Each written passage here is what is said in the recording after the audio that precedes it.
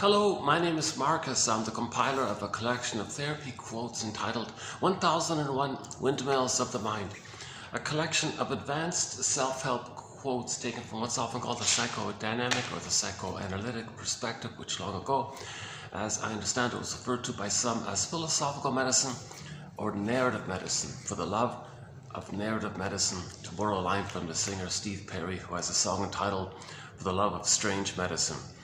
Because it is sometimes strange to consider that we may be doing something that's an echo of the past, not knowing that we're trying to know our past so we can stop living in the past and then live in the present, which is what we're meant to do.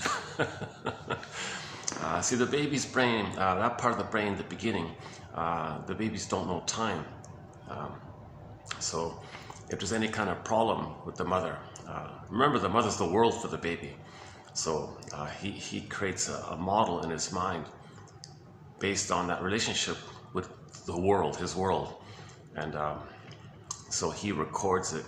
And if it's a painful interaction, okay, so that there's like an imprint in there called that internal working model, schema, script, blueprint, intrapsychic setup, intrapersonal leads to the intrapsychic. That fancy term just means memories, okay, which leads to fantasies kind of thing. And there's a motivation with these fantasies because they come from the needs and feelings around what the baby had, but the pain associated with it. So there's a painful memory, a core memory, let's say, where the baby cried for love, mother said no. The world said no. The world was not a friendly place to him. Sometimes in the uterus is not a friendly place. Let's say he was in a welcoming womb, everything was okay in the uterus. Anyways, in the first 4 to 5 months, for the first part of his development, he needs an extended womb-like kind of condition called the extended social interpersonal womb, mother-infant dual unity.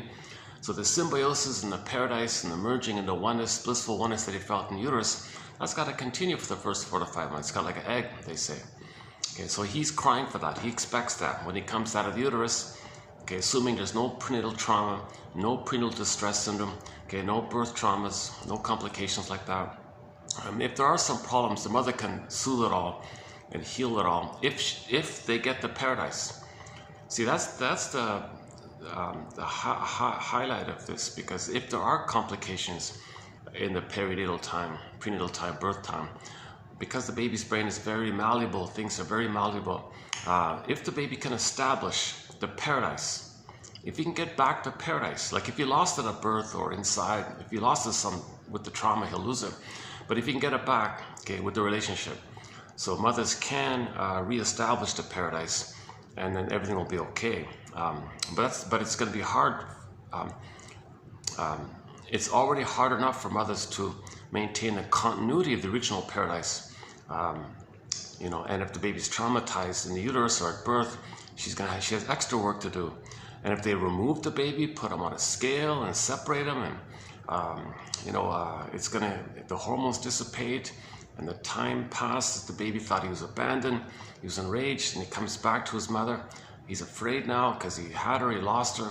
So the mother has more work to do if there are complications at birth. But anyways, to minimize the complications, the mother provides a paradise, a welcoming womb. Okay, if the mother's smoking and drinking when pregnant, that goes to the baby. It disturbs him and it overwhelms him, and he'll be enraged by some of the things that the mother's doing. Okay, if she's arguing or watching scary films or going to a heavy metal concert, he's frightened and all this. He might be kicking around and accidentally twist a cord around him. Now he's not breathing properly. In his rage, he thinks the cord's his mother. So he takes the placenta cord, 3 veins, and thinks his mother's a sea monster trying to eat him, because he's got to feel safe. So you don't want this kind of hell like that for the baby. Okay, so we see this scene in the Odyssey, right? The sea monster eating the people. Okay, that the metaphor that the baby creates an image of his mother as that. If he's in an unwelcoming womb. Okay, if he's in an unwelcoming womb. Okay, so babies are trying to cope with the situation. He needs paradise, no doubt about it. He can't, not get enough oxygen, and what's he going to do kind of thing. He's going to be scared, terrified. Now, there's a thing called projection. So to cope with the situation, he tricks himself. He'll say, no, I'm not enraged. I have no needs. Everything's okay. But the thing is, the mother's this enraged one. She's the angry, enraged one, not me. So he denies it. But when you deny something, you project it and say someone else is it. Well, what's the other for the baby? The only thing we theory is mainly by Mott and Francis Mott and others. The book called Knowledge of the Womb, and all the prenatal people, including Janoff and all the other ones. Because he's so in constant intimate contact with the cord, and he senses the three veins. Okay, one straight down, it sends the food, the other two that spiral up. Okay, just look at the symbol for the medical profession. Okay, so you see the staff and the two snakes. Okay, that's a tribute to the wonderfulness for the baby if he has that connection. Okay, so the medical profession adopted that because they think that symbol can inspire them. Well, we got to reestablish the connection because it was broken. Medicine, something went wrong. What can we reestablish it somehow? So the baby's first sense of health and wonderment is that positive connection between him and the mother via the cord, placenta, three veins. So maybe I'm not sure the full story about this. Like the center vein nourishes the child, sends oxygen to him, sends food to him. So the medical symbol, like at the staff, maybe the doctors want to send their positive efforts towards the person, and whatever's harmful for the client or the sends up. That's the snake sending it up. See, the baby is waste elimination goes up to two veins that spiral helixly up from the baby up to the placenta. Placenta metabolizes everything, clears it all out, does its job, kind of thing. Whoa, that's great. Okay, and then everything the baby needs sent down to staff, that center vein, the straight one like that. So the baby's in this constant, his eyes are closed, he's in the water roll, floating around the amniotic sac, yes, and all this. And he thinks, maybe the power of the mother is him, maybe he's the universe or the center of the universe. So he doesn't quite yet know that he's a person inside his mother's a separate person. He just thinks he's some kind of special, chosen, beautiful, blissed out entity. It's all him, something like that. He thinks he's a little god, a little king and all this. So if there are problems in the uterus, what might the baby think could be not him? What's the other, the mother other? Put a dash between the M and the O in the word mother. What could be not him? The other, the mother. Maybe the mother, which is in constant contact with the cord, and he's enraged, he's got to blame someone to feel better about himself, so he'll blame the cord.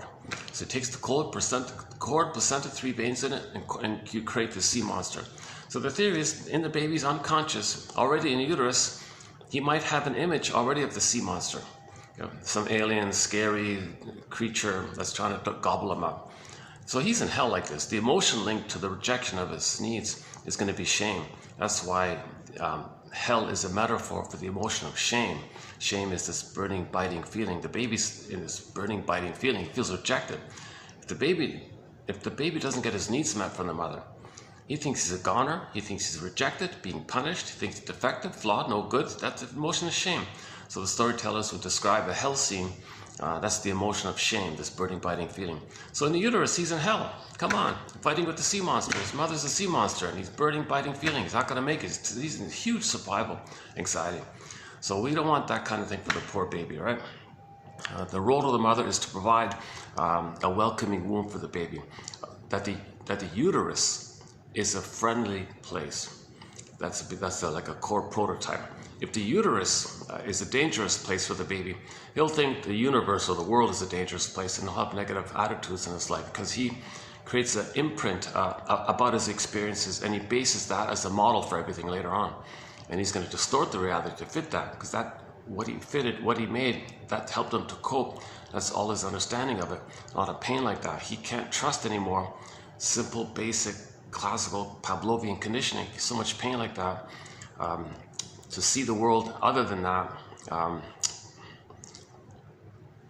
like to trust the world, well, it reminds him of when he first trusted his mother and all the pain that came about. He doesn't want the pain, so he won't trust. Basic kind of thing, right? Very late start here today. Yeah, it's almost 4 o'clock here. I wasn't going to do a video, to tell you the truth. I thought I'd take a break or something. You know, the funny thing, what inspired me to come out? Yeah, why don't we jump to that? Just a little thing, just a little tiny thing. I saw, I just by chance on the greatest hits, one of those song lists or something, Kansas' song, Carry On Wayward Son, came up. I've never talked about that song. I've never mentioned, never played it. And I thought, yeah, it's not a bad little song. Now, let's check up the lyrics. And I thought, oh my God, I can see why it's so popular. I remember the song immensely. You know, it's a top #1 hit kind of song. You know, way up there, like, you know, like with More Than a Feeling kind of thing. 1976, I think. Pavlov's Dog. So, Kansas is sort of, I regard them as a 2-hit wonder band. They only really had the 2 songs, in my humble opinion. The Carry On Wayward Son and the one that followed the sequel. Well, another song a year later was Dust in the Wind. And we heard those 2 songs ad nauseum on the radio.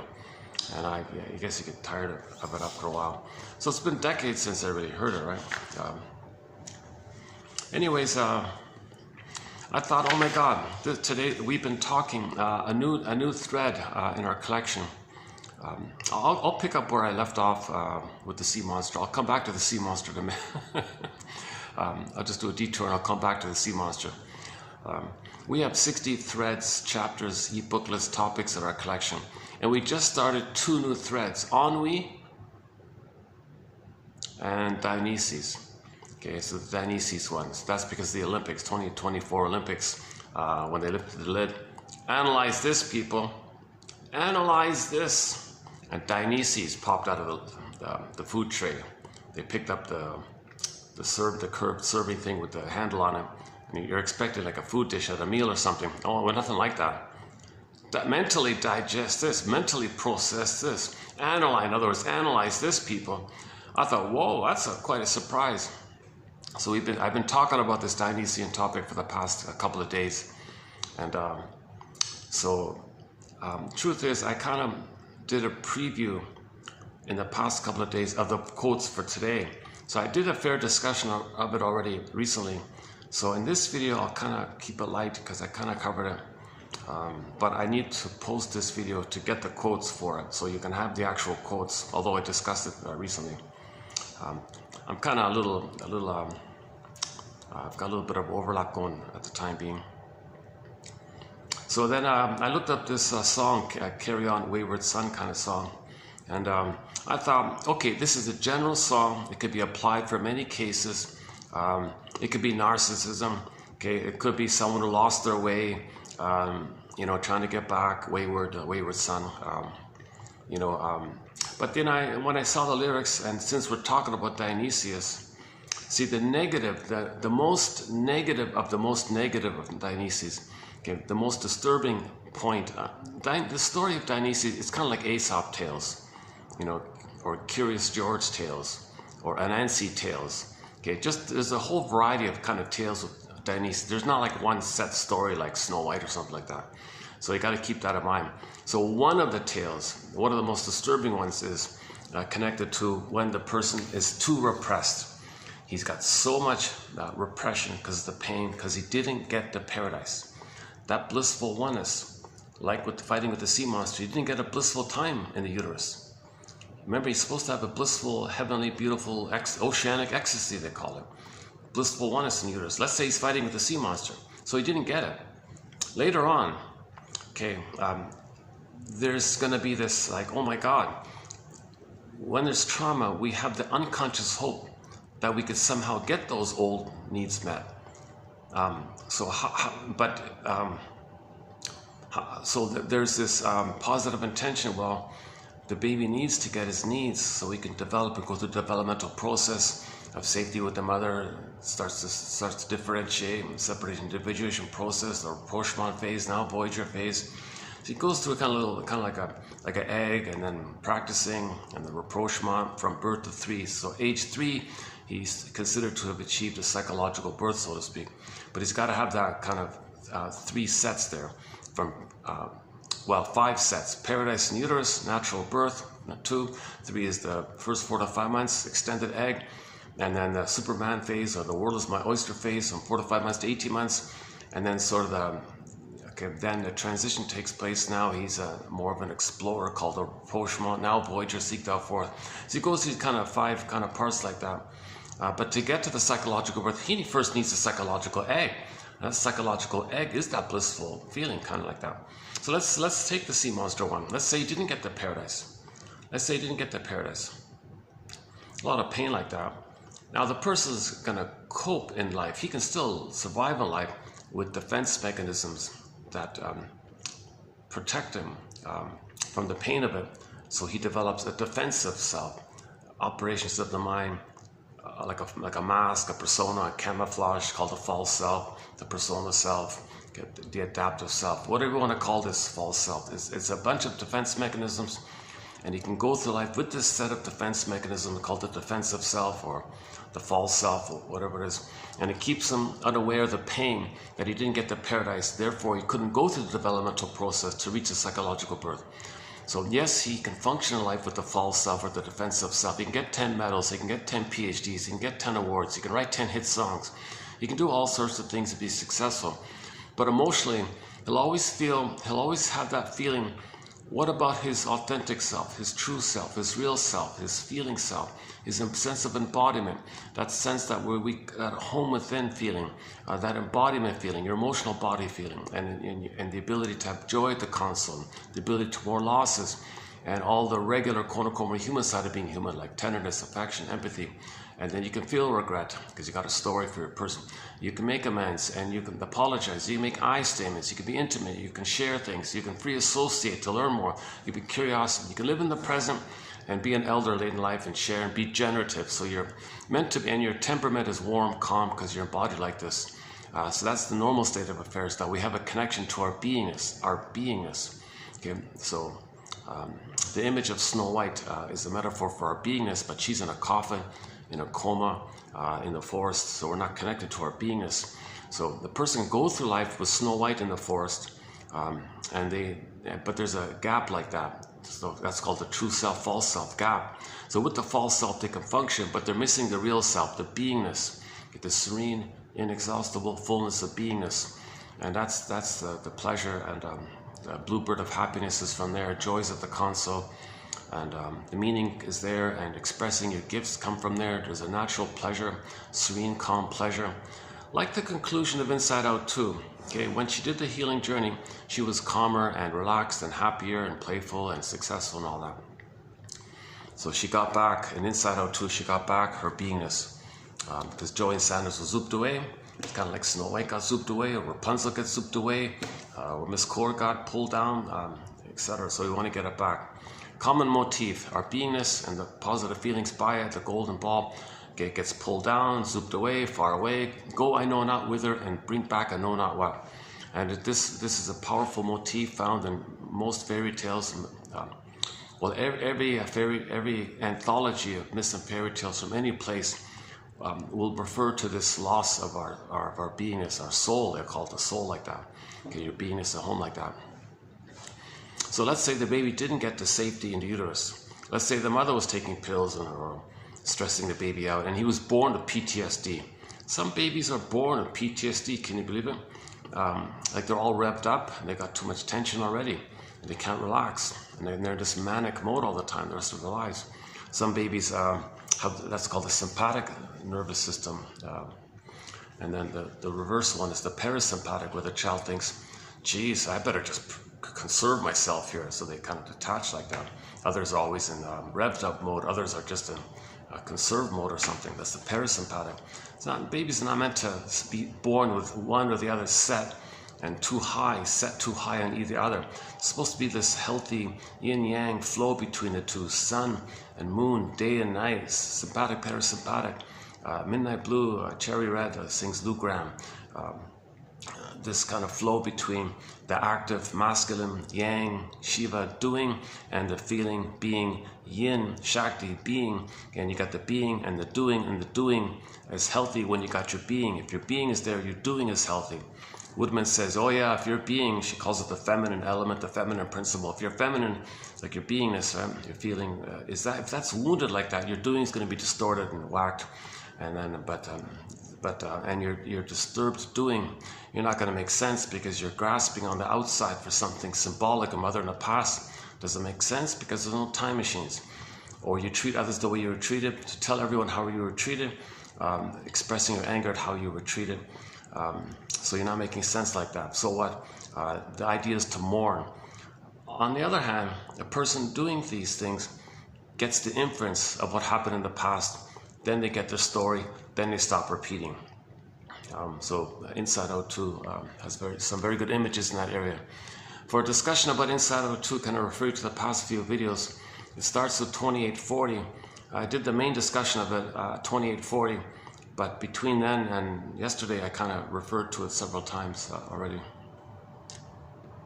So we talk about repression, the repressing two, okay, the resistance to free associate, i.e. the difficulty to get to the stream of consciousness. Then they found it, then the fear to get on the boat.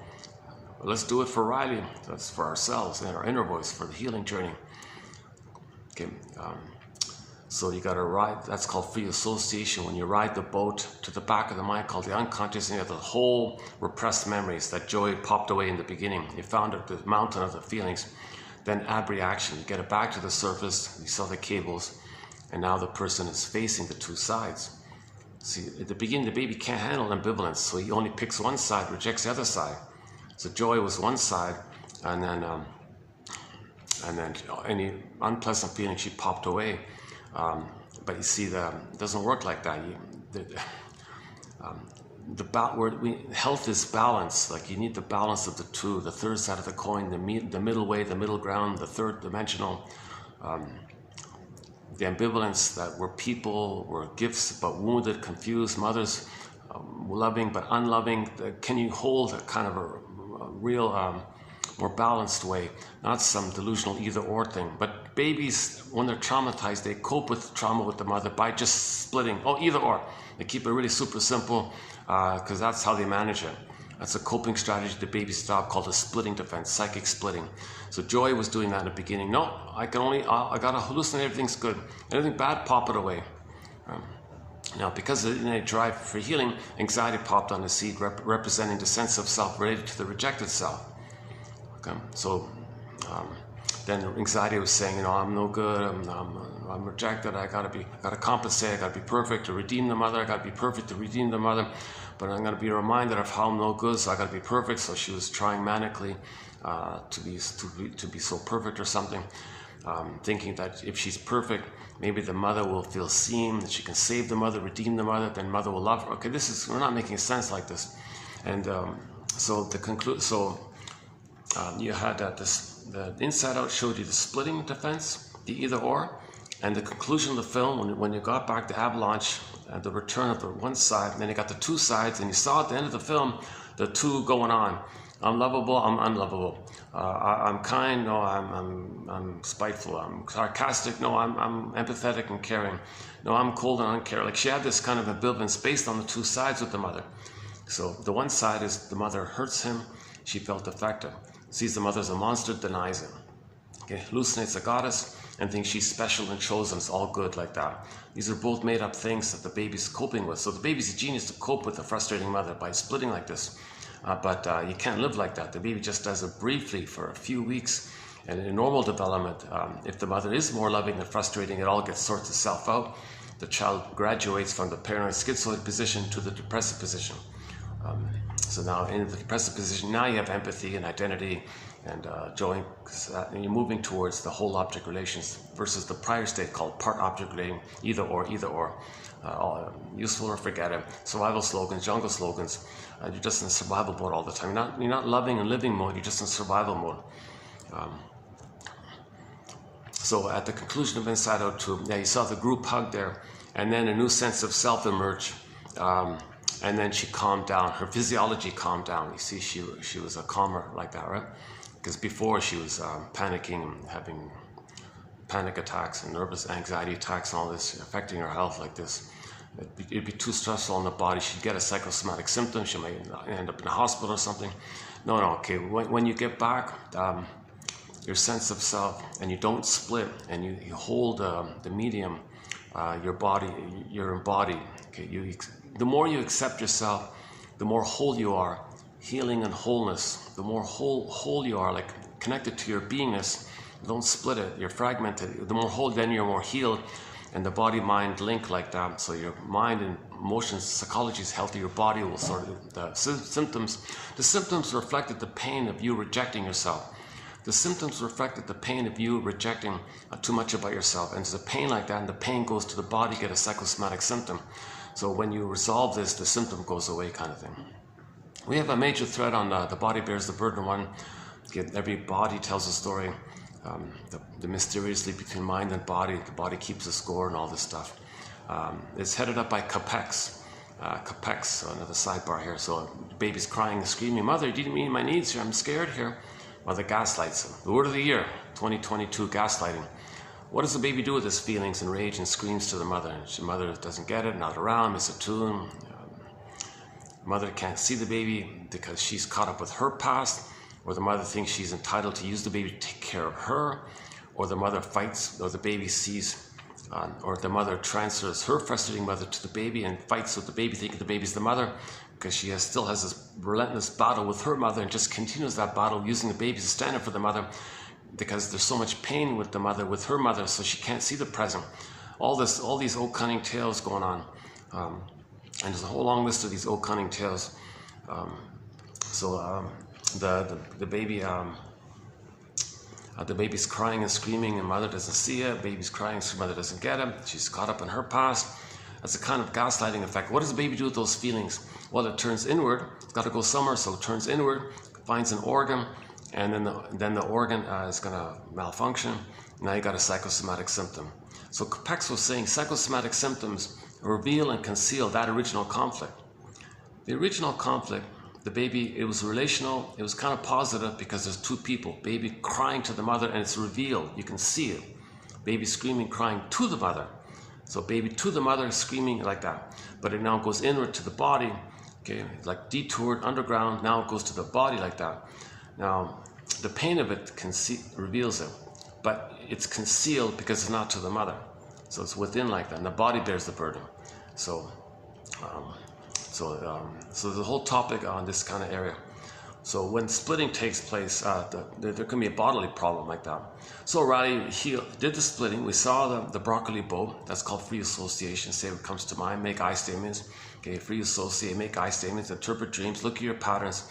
Okay, and then face what you couldn't face before, and then to feel what you couldn't have felt before. So you want a bladed release of your feelings to feel what you couldn't have felt. Now you're going to feel it, and that's linked to a bladed understanding that sets like a catcher's mitt for or a nest for it. So you need the two there. In order to get the bladed release of your repressed feelings, you need some kind of container, some kind of knowledge, theories, constructs, a communication that you understand why the mother failed you, why the mother treated that, why did the mother gaslight the baby, why, okay, so she was, you noticed that she couldn't be present because she had her trauma and she never talked to anybody, and you saw that she didn't talk to anybody, and you never saw her read or look in this area because she's traumatized, or, oops, hold on a second.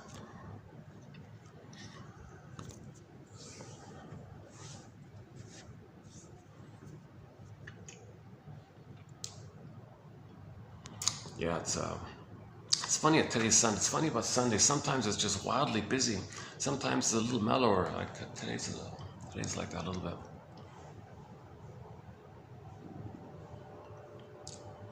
Okay, enough about the weather report.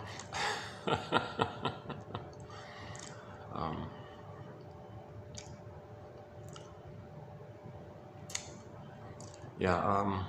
on a sec. So let me backtrack a sec. Okay, so let's not do the whole Inside Out 2 because that was discussed in depth already. Inside Out 2, the film of the year, the #1 film for 2024 was Inside Out 2. Now they're saying it's the #1 animated film of all time. I thought, yes, it's a decent film. Okay, there's no LGBT propaganda in there, so like a family relief like that, something normal like that. I mean, psychologically. See, we've been bombarded for decades with everything you see in this area, that might be linked to this whole Dionysian thing. You know, analyze this, because a lot of people at the top seem to be crying for love, help, understanding. See, people at the top plunder and pillage, so they're kind of things get disturbed and confused. So help us, help us. So I think when they lifted the lid in the opening ceremony of the Olympics, analyze this, people, help, help. Everything's love or a cry for love. Everything's love or a cry for love. So we'll be post. So if you click the more link here, you'll get some more quotes on Dionysus, and we posted some already. So we'll be adding more quotes as we go along, because it's an interesting topic. I never thought about it before. Now we do have a thread on myths and fairy tales, but I want to have a separate branch on the specific one of Dionysus and the Apollo one. Not so much about the Apollo one, because although they're sometimes linked in some versions.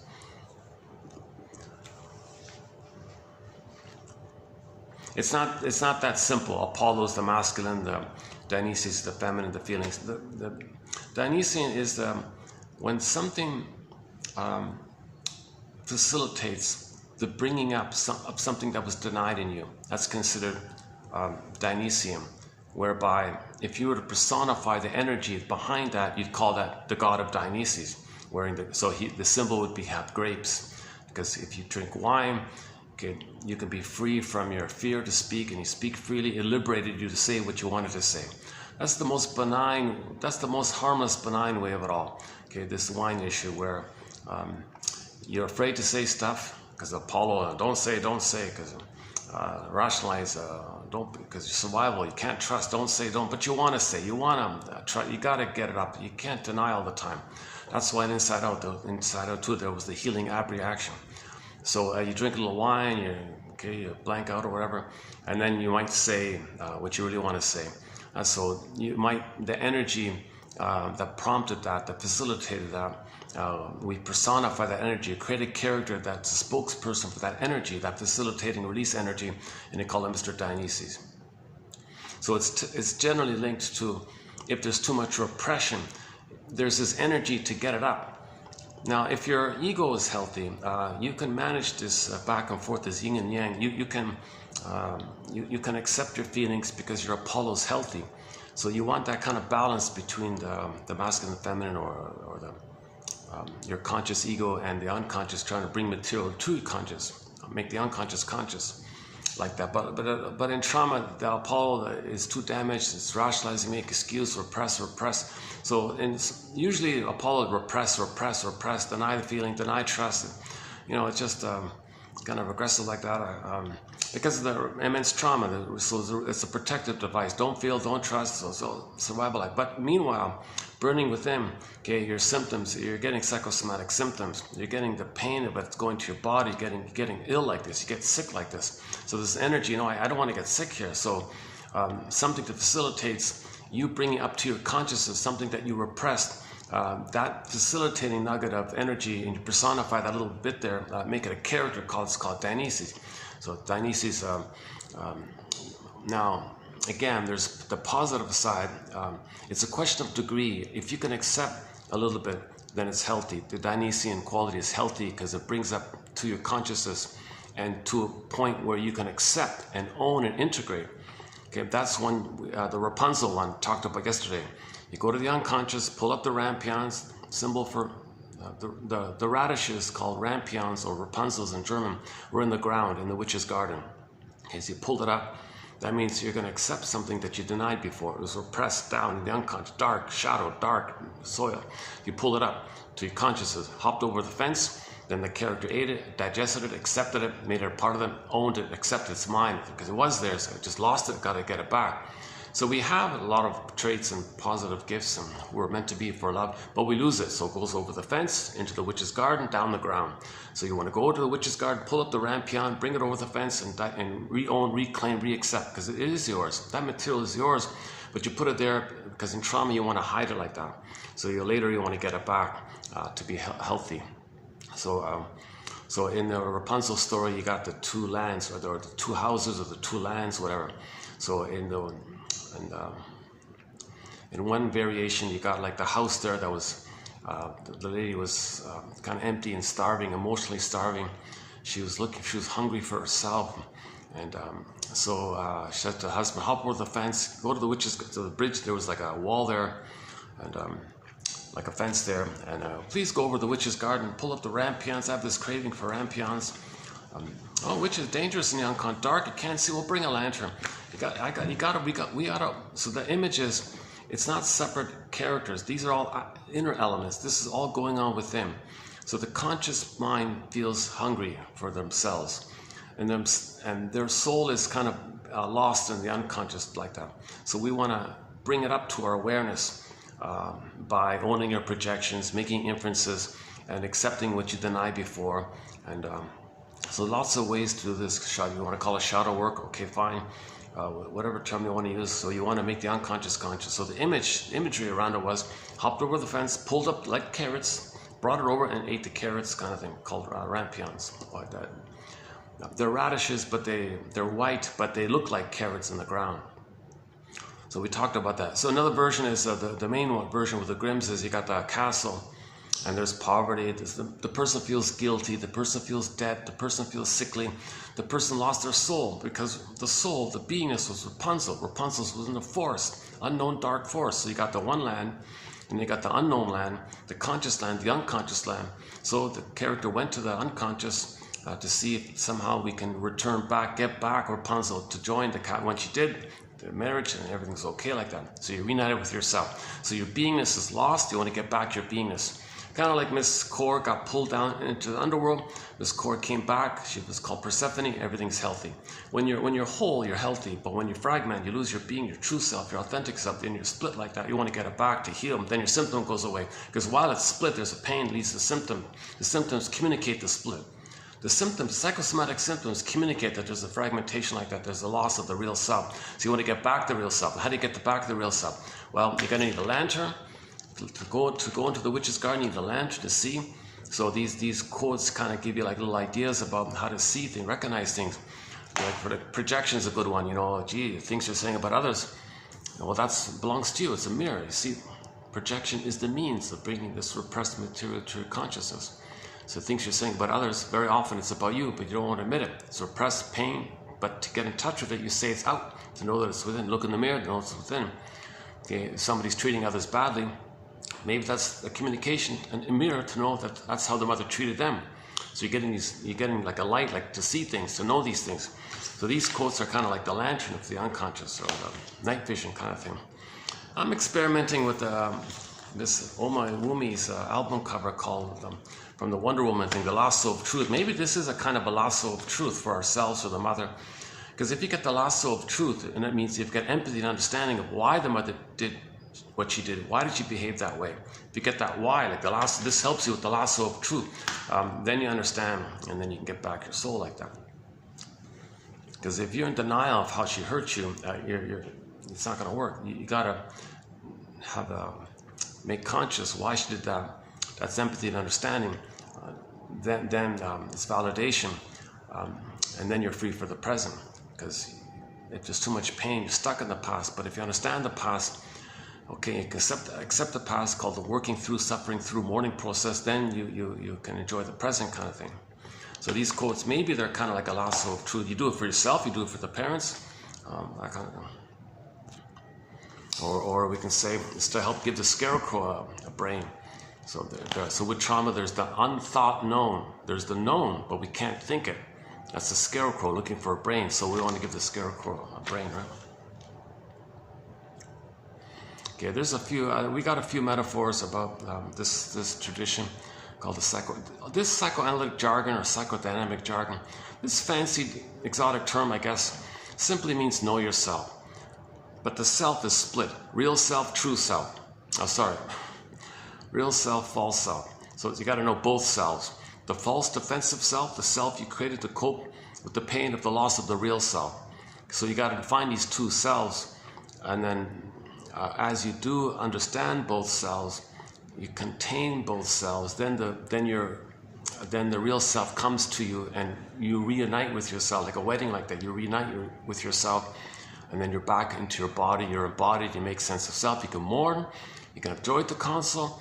You can know your gifts, which you express as meaning and a path of heart, loving life. You make eye statements, you can free associate.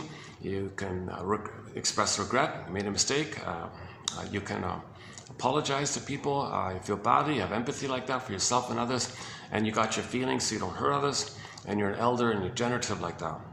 So that's the normal state of affairs like that.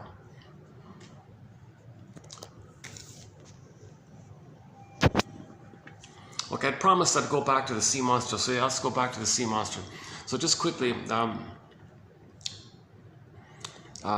the baby has a need for what's called a secure attachment style. So this secure attachment style has sort of 5 parts. Okay, the first part, what we just mentioned, he needs paradise in the uterus. He's considered to be an oceanic feeling. Oh yeah, I want to get to the song. Yeah, yeah, I'll finish the 5 parts. Okay. I often go off on tangents, but I want to go back to the main thread. Then I go off on it. I want to go back. I want to stay in the main branch, and then I go off on smaller branches.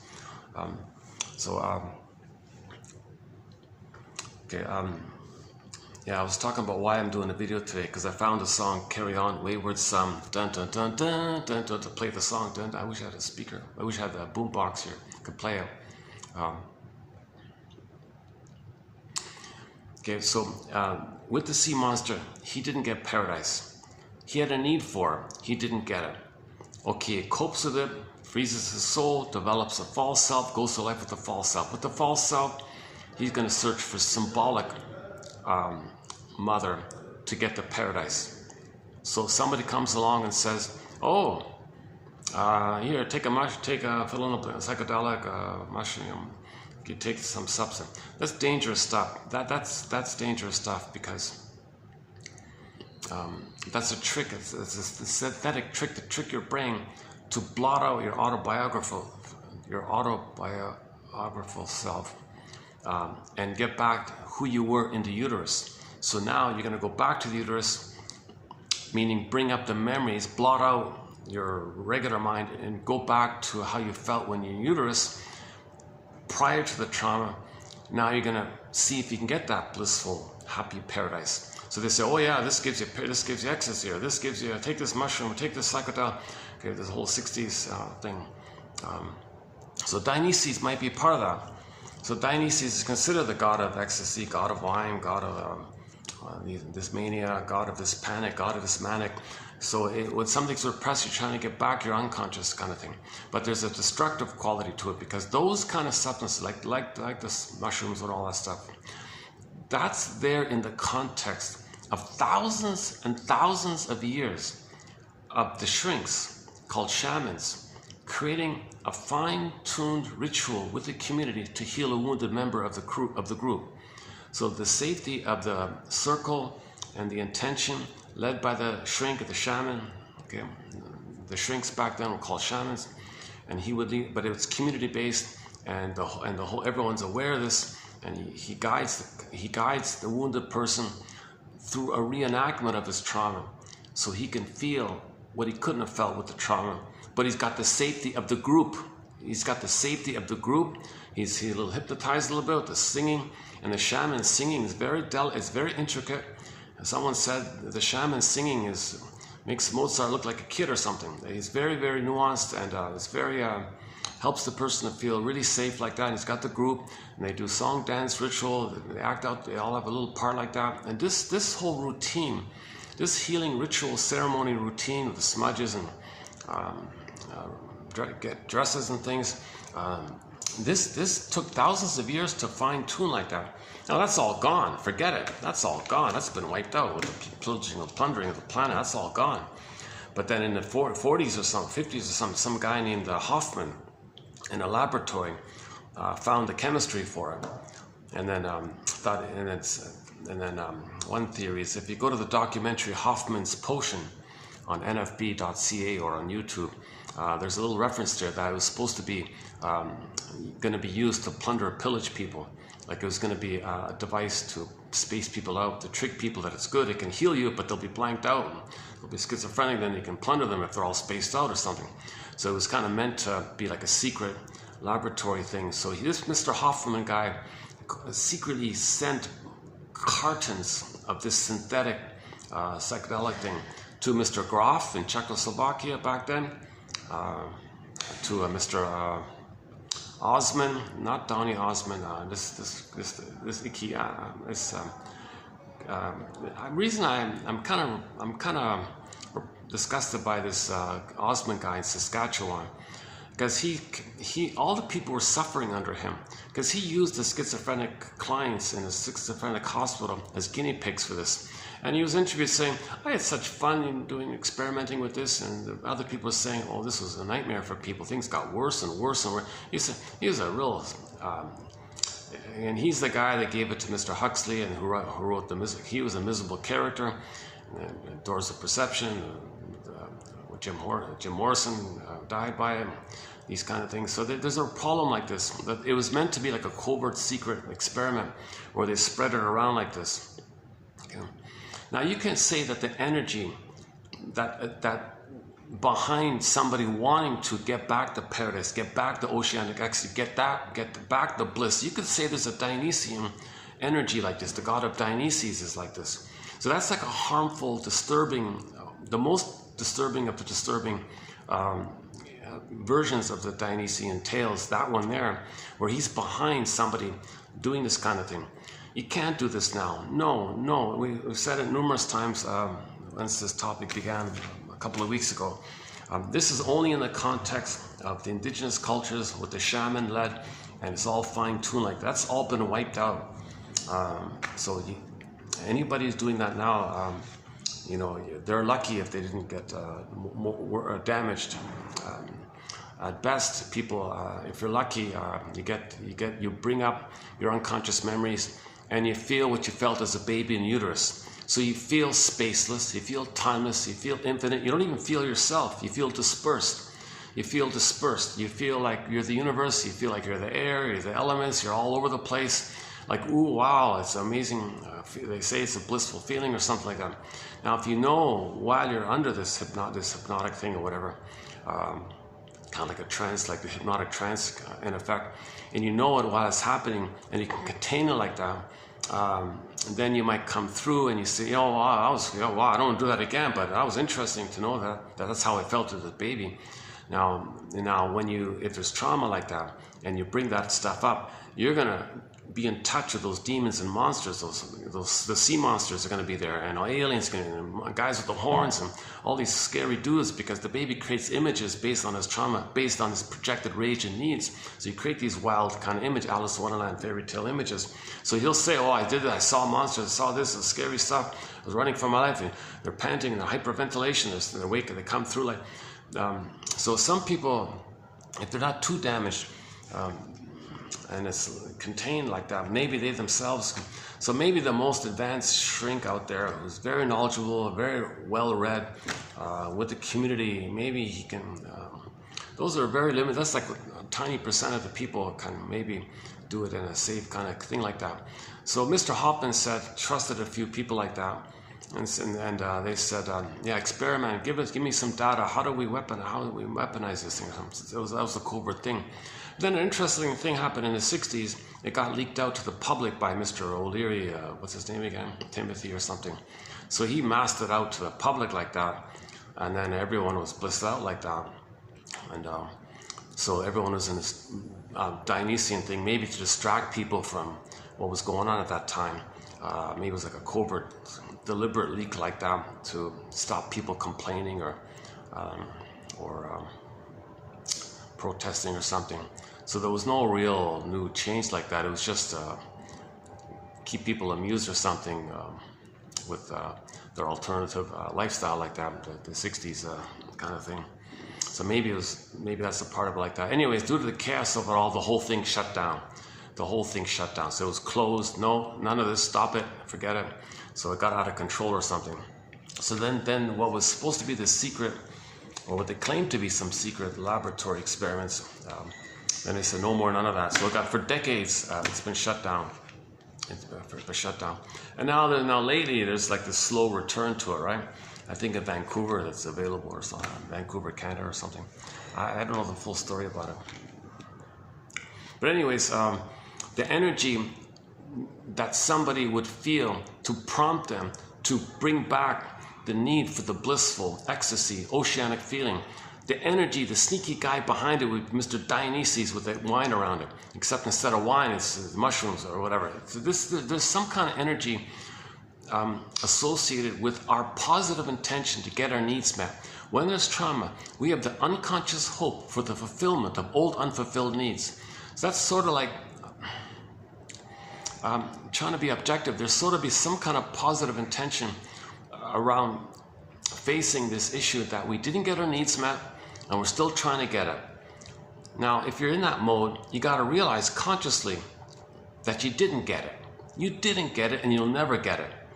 And you can't go back in a time machine, and you can't dredge that up and see that you can see the sales pitch for it is, well, yeah, you got all these patterns, right? Well, we'll bring it up for you fully so you can see it clearly. It'll be in your face kind of thing. It'll scare the hell out of you. This is going to hurt people. If people don't even know how to interpret their daydreams, when they wake up in the morning, get a dream like that, that's already a message from your unconscious to conscious. And they brush it off, oh yeah, whatever. If they don't even do that, and you want to bring up more, and you want to, okay, you're only going to get what you can manage.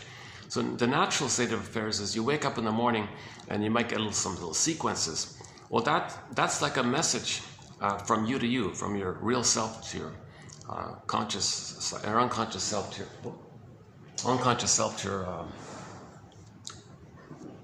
I just sit there. Sometimes I gotta make sure no one wants to come in or something. Let's see. How are we doing here? The problem is, I got no.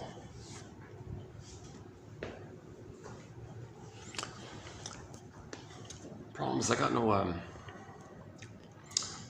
AC here at the moment, so there's no AC here. There's a fan, yeah, I do notice a fan, so it's not too bad, you know.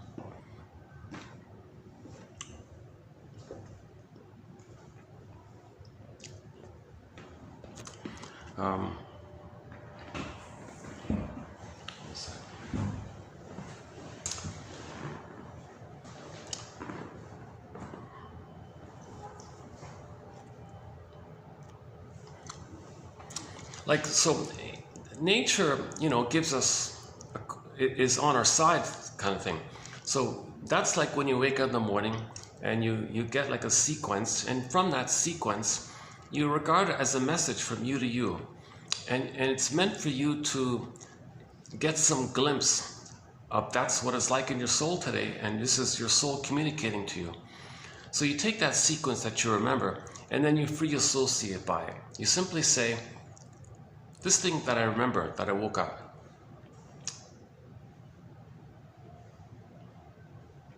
Oh, somebody's in front of me.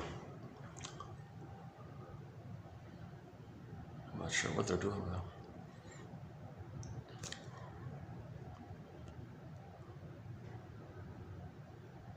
Oh, well, there's a lady doing her. Either she's doing her makeup or she's gonna. Oh, she's gonna light a cigarette. Oh, there's a smoker. Janov says when a person reaches for a cigarette, do they know that they're in pain? Do they even know that they're in pain? Like as they reached, like she was reaching, fiddling around her purse for a cigarette, and she got the cigarette. And does she know while she's fiddling and searching for the cigarette, that's a tranquilizer to numb the pain? Do they even, they're aware of it? Yeah, sure enough, I see her a little calm down a little bit after she took the first whiff of it. It's just a normal cigarette, I think. Hopefully it's just a...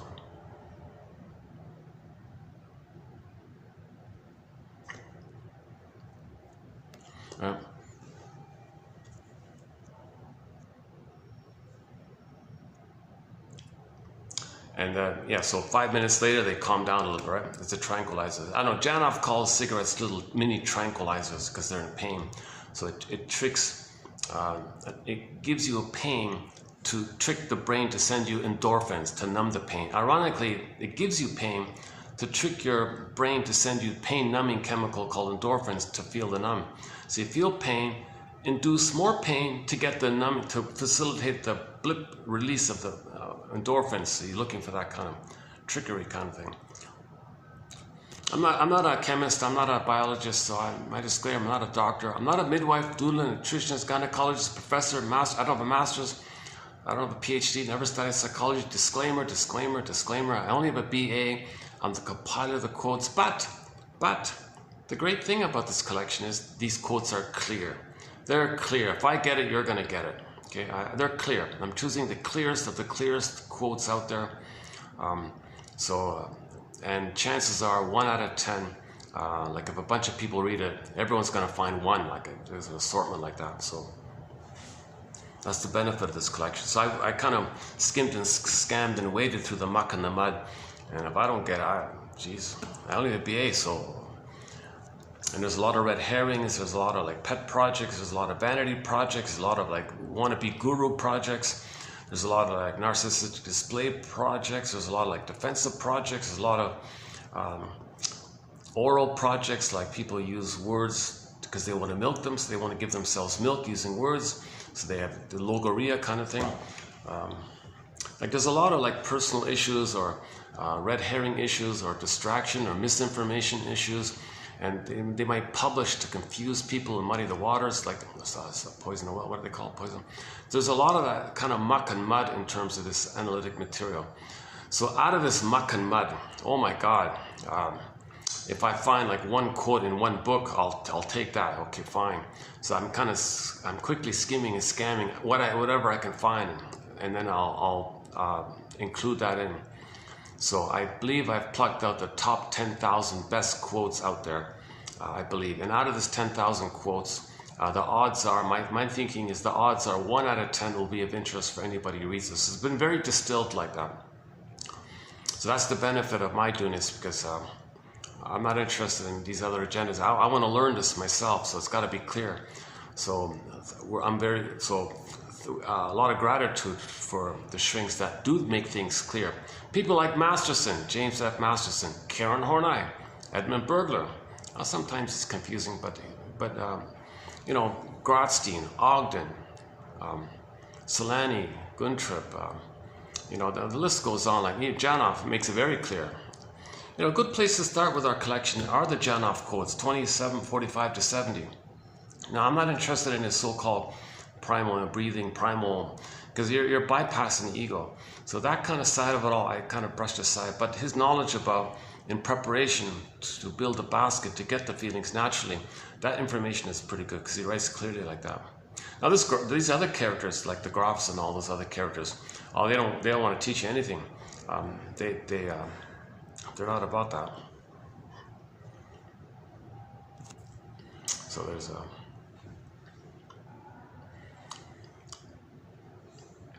Okay, I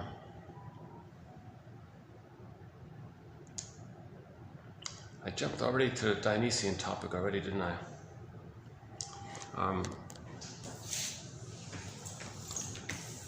One of the, let's see, a good introductory quote was this one here, I think. Okay, Dionysus, the god who by very simple means enables you for a short time to stop being yourself and thereby sets you free. Okay, that's sort of like a benign kind of thing, right? The ancient Greeks believed that the effects of drinking, the effects felt from drinking wine. So the effects, right? The effects felt from drinking wine. Gee, is that a god inside you doing this? Altering and freeing you? Is that Dionysus there involved here? So you personify.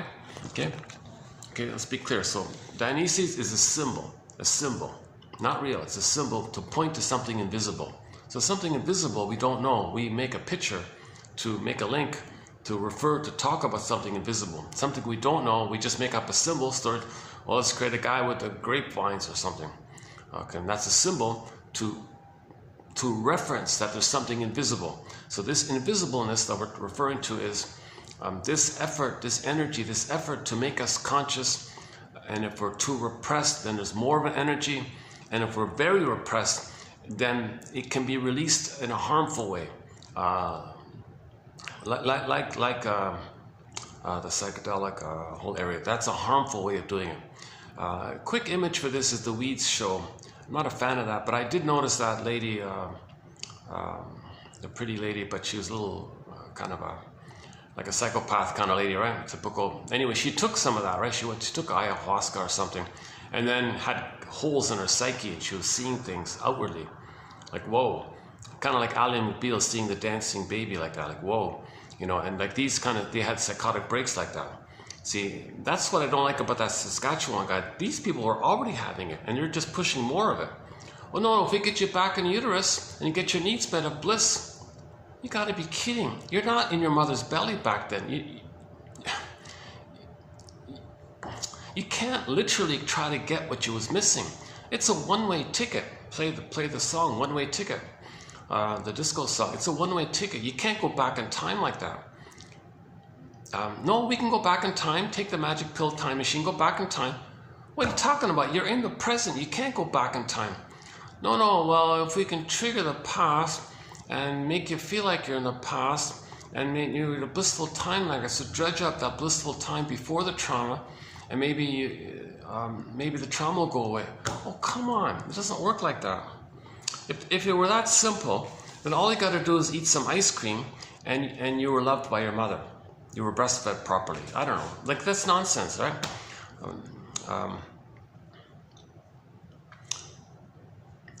But like the drinking, anyone who's stimulating fluid, missing maternal spirit. Really, all the booze people drink it for a little while and you got mother spirit. It doesn't work. You can't literally take something symbolic of what you needed and it'd be actually what you needed. The reason it's symbolic, it's because we have a thing called repetition compulsion. We're trying to remember, so we symbolically do something that represents the past so we can know the past, remember the past, identify the past. Okay, then you get a knowing about it, you admit it, then you can stop repeating. Okay, the one exception to the Freud's work is his famous essay, 1914 essay, Memory, Repeating, Working Through. We repeat because we don't remember. Okay? If we can finally remember, we can stop repeating. So we symbolically recreate the past and the present.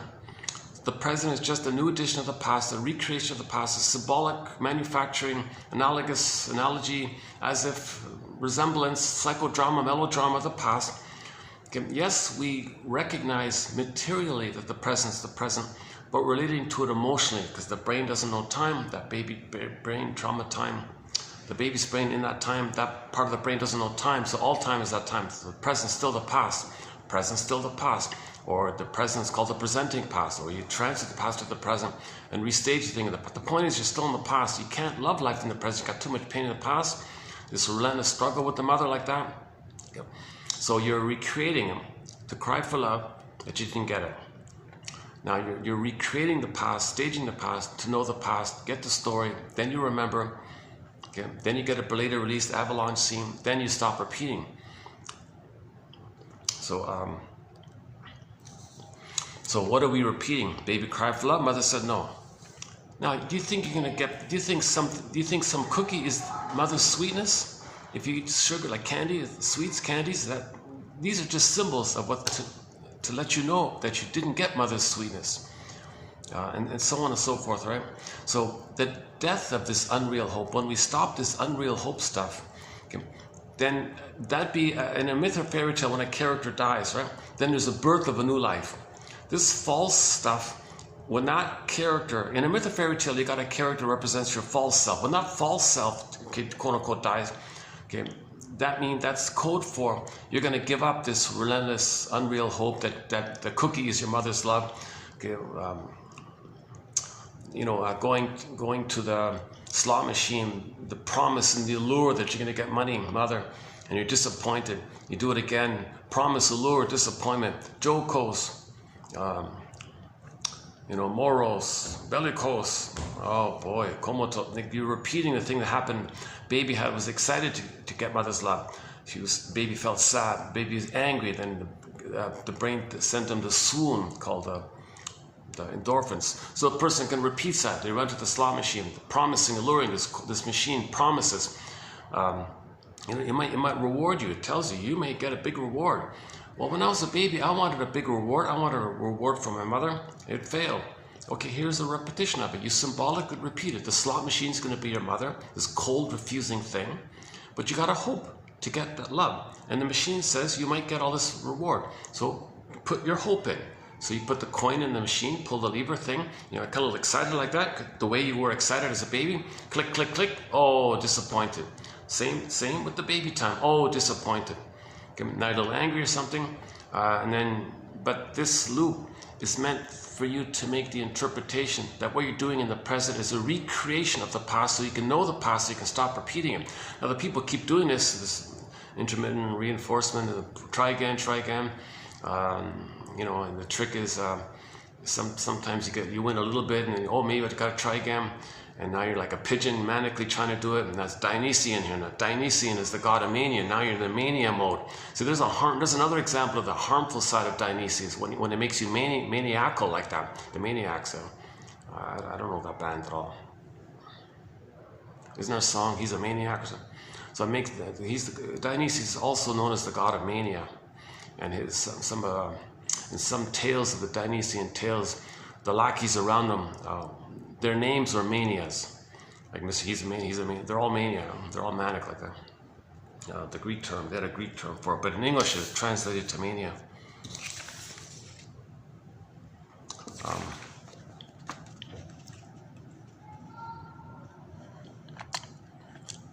Now, if something facilitates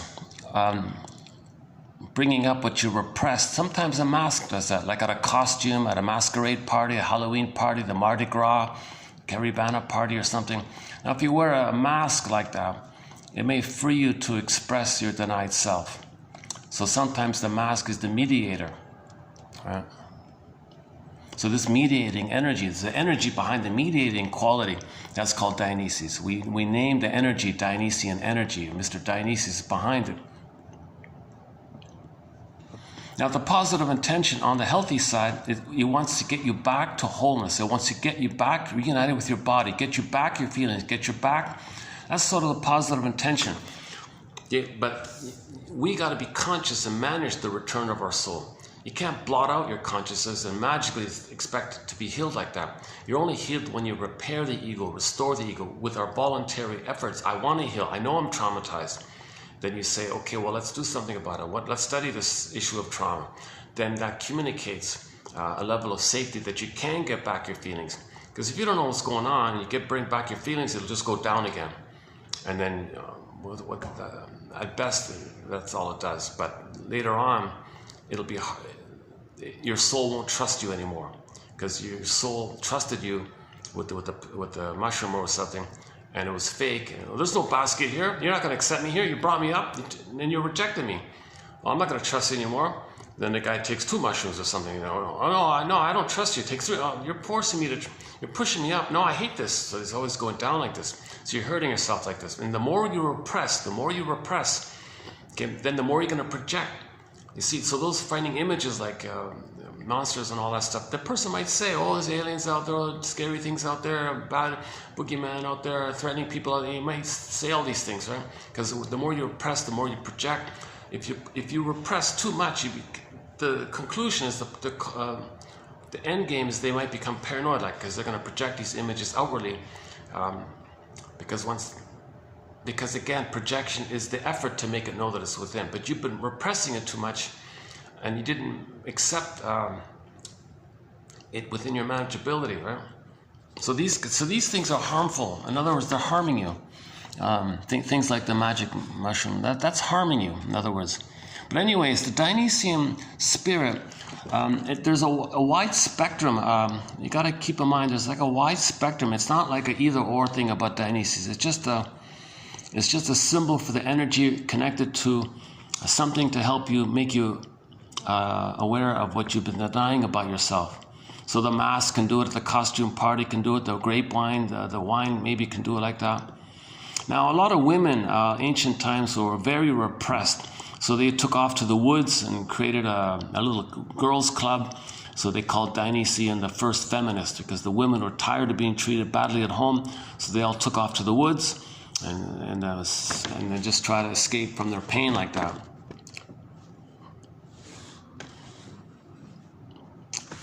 Now, another, I think Helen Deutsch traces this whole issue that for the most part, in general, this whole thing with Dionysus, it's really about getting back to the womb. Okay, it's getting back to the womb, because we didn't have now either the original womb or the social interpersonal womb. That blissful oneness was missing. Okay, so that's sort of usually it's sort of in that area. It is in his passionate longing for that womb, for that unambivalent bond with his mortal mother, for uninterrupted unity with her, that I find one chief source of the tragic conflict in Dionysus' quest for immortality. Okay, that's code for this thing about immortality. The baby doesn't know time. He lives forever, no time. He's immortal. He's the gods. Baby thinks he's a little god. Mother's a big god. They're both immortals. The little god's immortal. So when the stories like Dionysian stories say, looking for immortality and looking for immortality and live forever, that's code for you didn't get that blissful time of the timelessness, and you want to get back that timelessness. Baby has the feeling of timelessness, this spacious thing. So the people take the mushroom thing, oh, it's timeless. Ooh, no time, space. I'm floating. Wow. And then that's why I brought the song. That's why I get the song. Once I rose above the noise and confusion, just to get a glimpse beyond this illusion. I was soaring ever higher, but I flew too high. Though my eyes could see, I still was a blind man. Though my mind could think, I still was a madman. So I think maybe one version of this song might be the seed point of it was one of those characters in the band took that kind of thing and they wrote us. A lot of songs come from that kind of area, right? A lot of people see he's sometimes considered the god of the arts like that. So you get inspired like that, god of inspiration, enthusiasm. So see, my guess is maybe that one of the members of that band took a thing, and then oh wow, I flew above, but I went too far, I think, and but I'm still blind. I don't understand. Yeah, I can see things, but I don't understand. I can think, but I'm crazy now. This is too much. I went above it all. I was, and that first verse of the thing, I think maybe it's like that. Seems to be. Another interpretation of the song, masquerading as a man with the reason. Yeah, I'm masquerading as a man with the reason. There's a narcissism. Now he's talking about narcissism. My charade is the event of the seasons of life. So his first half of life was a charade, the season of life. So the first half of life, a lot of men think they're infantile gods all the time, called infantile megalomania, narcissism. Because in trauma, you revert to that time in the uterus, the missing time that you were a little god like that. So you identify with the time prior to the trauma. So even though he was traumatized somewhere, before the trauma, he was a little god. So you identify that for yourself. Okay, your soul is projected on others and says, see, others are no good, but you are the little infantile god. That's masquerading that you're so superior. And the baby thought the mother was him. So the power of the mother was his power. So there's a superiority complex, self-sufficient superiority complex. He's coming from the place where the baby thought the mother was him, and the mother gave him stuff, and that means he gave himself the stuff. He's autocratic, self-sufficient like that, masquerading as a man with a reason. Yeah, so important, right? I'm a little god, little king. My charade. Okay, and then now he's learning. But you know what? I'm learning here. If I claim to be so wise, well, it surely means that I don't know. Okay, a little humility. Now he's getting a little humility here in the second part. Okay, now we're talking about the feeling area. So now the third verse might be related to the apprehension. On a stormy sea of moving emotion, tossed about, I'm like a ship on the ocean.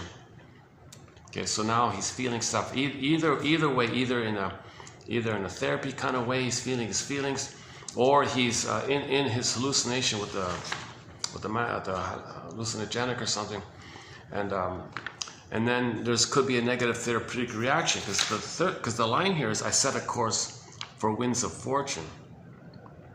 Maybe he may be saying that's why he's doing this. So when he's an infantile god, he thinks he's going to be like Peer Gynt and the Don Juan. They want to be the king and all this stuff, right? Okay, anyways, concludes with carry on.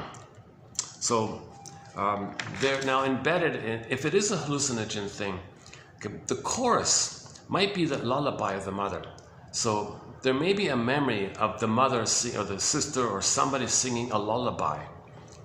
Okay, lay your rest, lay your weary head to rest. Everything will be okay. Don't worry, everything will be okay. Mother loves you. So the chorus, I didn't even write it down. You'll be peace. You'll go to sleep. You'll be in peace. You'll have a rest. Everything's okay. Lullaby, rockabye baby. So you have a good sleep. Everything's okay. So he's in the hallucination. He's remembering the lullaby the mother sang him. Everything's gonna be okay. Carry on, baby. Carry on. Relax. Have a good rest. That kind of thing. Okay. Then the last one is whatever it is, whatever this process, whatever kind of working through he's engaged in. Okay. The positive side is here. You will always remember. Oh no, sorry, correction. Now here's back to the mushroom theory. Okay, you will always remember. Nothing equals the splendor. See, when he said that, nothing equals the splendor. See, there could be, I don't know, a question mark there, but the next one's okay. Now your life's no longer empty. So there, oh yeah, that's what I meant by the healthy one. So the healthy one is in the therapy process. Carry on with the therapy journey. Carry on with the healing journey. Okay. Then when you get back your soul, quote, now your life's no longer empty. Now your life is no longer empty. And then he flips it, but surely heaven waits for you. Okay, heaven on earth waits for you. Okay, so happiness on earth waits for you. So now we can just take it practical like that. So there may be a blending, a crossover of the two or the three. So this could be a song about curing narcissism. This could be a song about a hallucinogenic trip, or this could be a song about a therapy process. But embedded within all three is mother's lullaby. Everything will be okay, little baby. There'll be peace. When you go to sleep, you'll relax, have a sleep. Rockabye baby. Lay your weary head to rest. Okay, have a sleep. Don't you cry no more. Yeah, don't you cry no more. Yeah, there. Oh, I forgot. Yeah, don't you cry no more. Hush, baby, don't you cry no more. You don't need to cry. Mother's here holding you. So in either case, in any one of these three versions, take your pick, or maybe it's a mishmash of all three. Okay, the mushroom one, facing your narcissism, or facing the midlife journey and the confusion around the midlife journey. During that time, there are memories within you when the mother did soothe you, and that you may refer to that. Carry on, everything's going to be okay.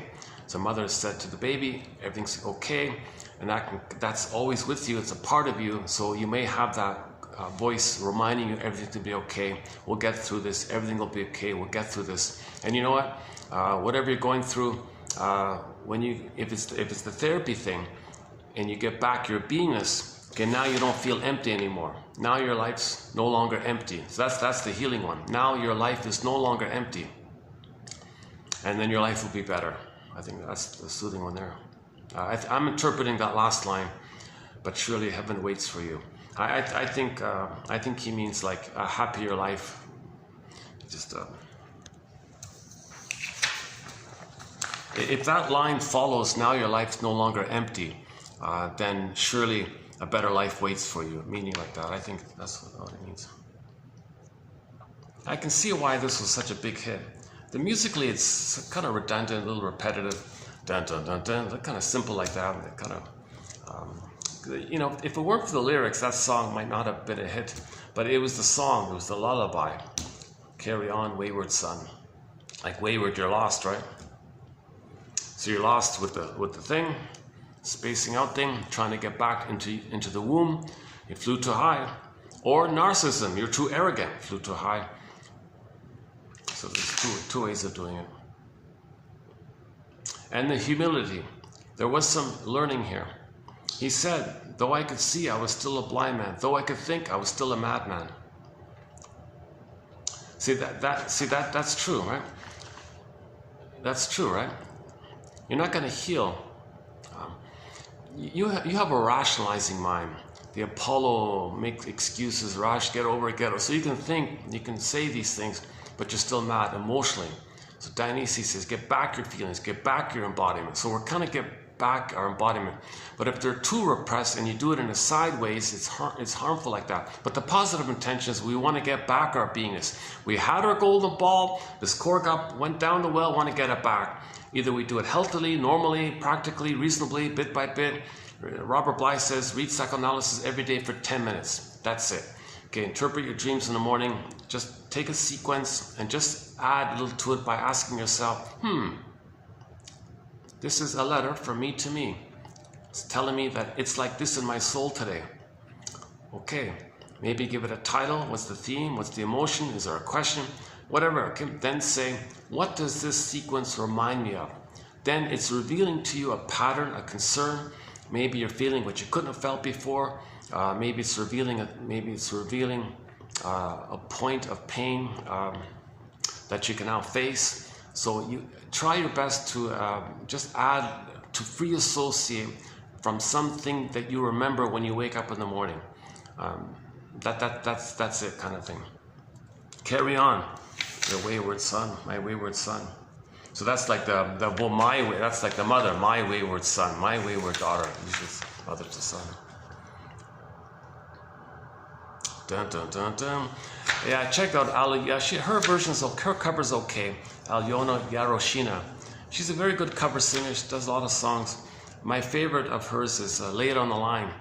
The best cover, in my humble opinion, of hers and of the song Lay It on the Line is Alyona Yaroshina's Triumphs Laid on the Line. I mentioned that song's in her soundtrack, Laid on the Line. She does a great cover of it. The original song is the guy's complaining to the girl. She turns it around. It's about a girl complaining to the guy. But she does a great job. Yeah, I can see that she knows it herself at the end of it all. Oh yeah, I did it. I got this one. That's her best cover. Even though it doesn't get the most views, I think that's her best cover. Oh my God, it only has 30,000 views last time I checked. But her other songs has like 1 million, almost 1 million or 500,000 or something. But her cover of Carry On Wayward Son is okay. Yeah. But I have to say, that's why I did this video today, because I saw that. Once I rose above the noise and confusion, just to get a glimpse beyond this illusion. Okay, so he's unhappy with his life, he wants to escape.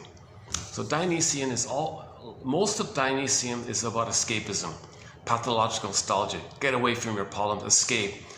Just drink wine, escape, drink wine, escape. But most of it's sort of in that kind of so quote-unquote morbid gaiety. You're happy, but it's morbid because it's not healing. It's morbid gaiety. Most of one side on the spectrum of the Dionysian side, on the unhealthy, destructive side, you got the morbid gaiety. So that might be this one here. Once I rose above the noise and confusion, just to get a glimpse beyond this illusion, I was soaring ever higher, but I flew too high. So he realized he hurt himself. Maybe he had a psychotic break. Maybe he was seeing things afterwards. He hurt himself. He hurt his mind.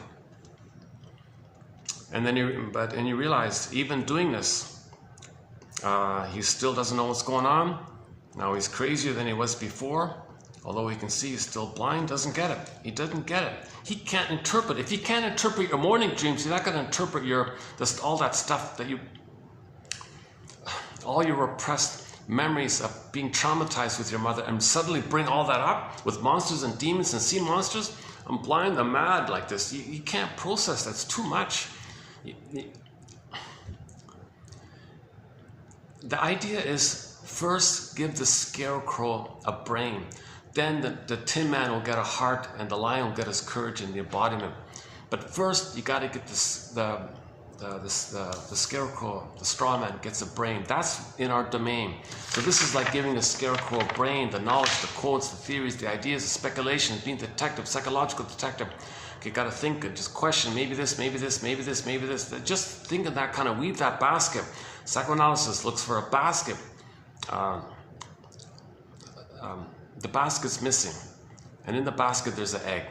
But you got to get the basket first, then the egg. Psychoanalysis looks for an egg in a basket that's missing. So weave the basket. These people who do these mushroom things, whatever, there's no basket there. They're bringing up way too much, and he said he went too far. That means he damaged himself, right? That means he's got to take antipsychotic meds afterwards. He damaged himself, you know. The guy that in the documentary, that's awful. That Osmond guy in Saskatchewan. I felt so sorry for those. Watching that documentary, I just sunk inside. I felt so sorry that's the guy you trust your soul to. Yeah, there's this hospital there, all these people in the psych ward and all this, and they're all schizophrenic or something. And you brought in this guy to experiment on them. You're making them worse. Then one guy in the interview said, oh yeah, they were screaming, terrorizing at night like that. Things were way worse. And then, how do you like your job? I'm having so much fun with my job. He was a sadistic, yeah, I'm sorry, but the callousness, the morbid gaiety of that fellow to experiment on wounded people. Those people who are wounded, they're severely traumatized. Yes, you need something safe. Yes, you need a safe place. You got to get them in circles. Learn from the indigenous people. Get them sitting in a circle. Teach them how to make I statements. Teach them to talk about themselves and stop blaming. Have a little routine like that. Don't say, forget all that. Just take this little synthetic trick from the laboratory. Fool your brain to bring up old images when you were in a baby in the uterus. Is that going to work? You're damaging them more.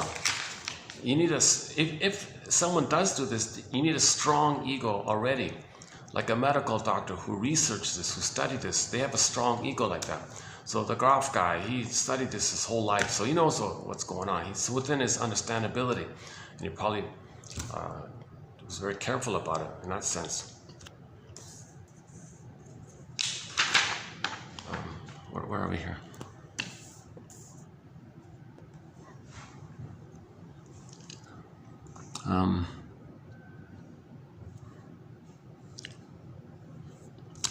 Hold on a sec, where are we here?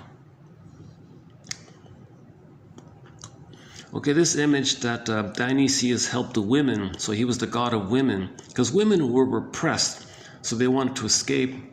So the energy behind this desire, they call that energy of women wanting to be free from the abuse of husbands.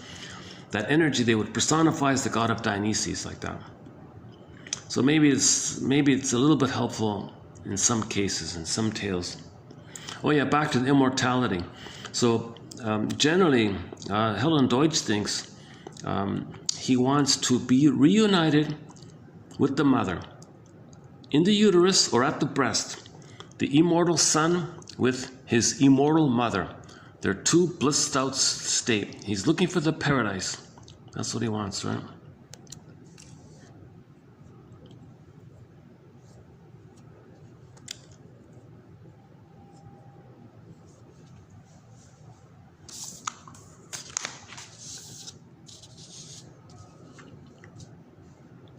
Dionysus symbolizes the deep-lying desires of human nature, instincts which will lead to happiness if wisely accepted. Here we go, if wisely accepted. But it'll cause ruin if seriously repressed. Okay, so we have a desire to be ourselves, to feel, to love, to trust, to play, to express our uniqueness. We have these deep-lying desires to be who we're meant to be had we been loved. We have this desire to be ourselves. And this desire, yes, it'll make us happy if we accept all this. But if these desires are way too repressed, way too denied, then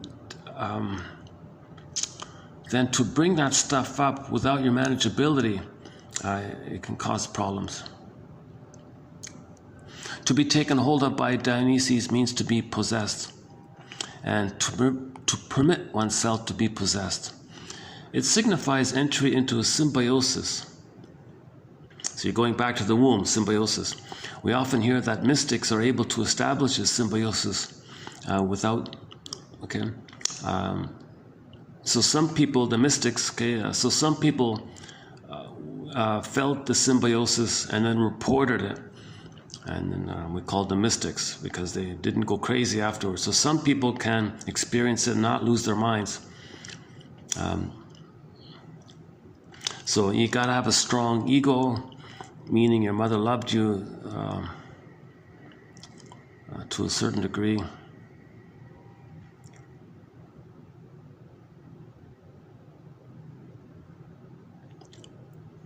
We know that symbiosis in early childhood lays a strong foundation for healing later in life.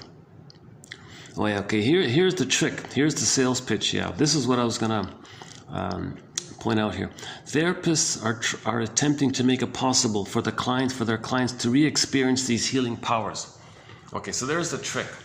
Here's the cribda, here's the deception, here's the con man, here's the scam, this one here. They're saying to you, you know, when babies are in that uterus, they're in a blissful, they're healthy, they're happy. They're happy there. Let's take you to that happy place and you'll be healed and you'll come back with those benefits. Whoa, whoa, whoa. There's a desire for healing. There's an appeal for healing. But when you do a sleight of hand, a tricky sleight of hand like that, no, you gotta have a basket. You gotta be a detective. You gotta do the basic groundwork of being a detective. Understand patterns, repetition compulsion. Understand that your mother failed you. Find out why your mother failed you. These people say, you don't have to do that. Just go back in the uterus. Why should I bring up that time in the uterus? Well, remember, babies are happy and healthy. So we want you to get back to the healthy, happy time. And then that'll be a part of you. And you're going to have that after the thing wears off. Nonsense. Nonsense. It's a trick. It's a trick. Just like somebody taking a candy and all the concentrated sugar makes the person, tricks the mammalian part of the brain into perceiving that the concentrated sugar is a surplus of food. Now the brain thinks, oh, all this food, that means you're safe by the food via the concentrated sugar. Now when the brain thinks the person's safe, okay, it releases serotonin from your safety.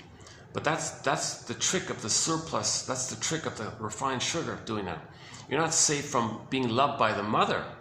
This synthetic thing is not the actual mother in the past. But they're doing the exact same thing. That's what they're doing here. That's the trick of it all. That's the sales trick. That's called the cribda.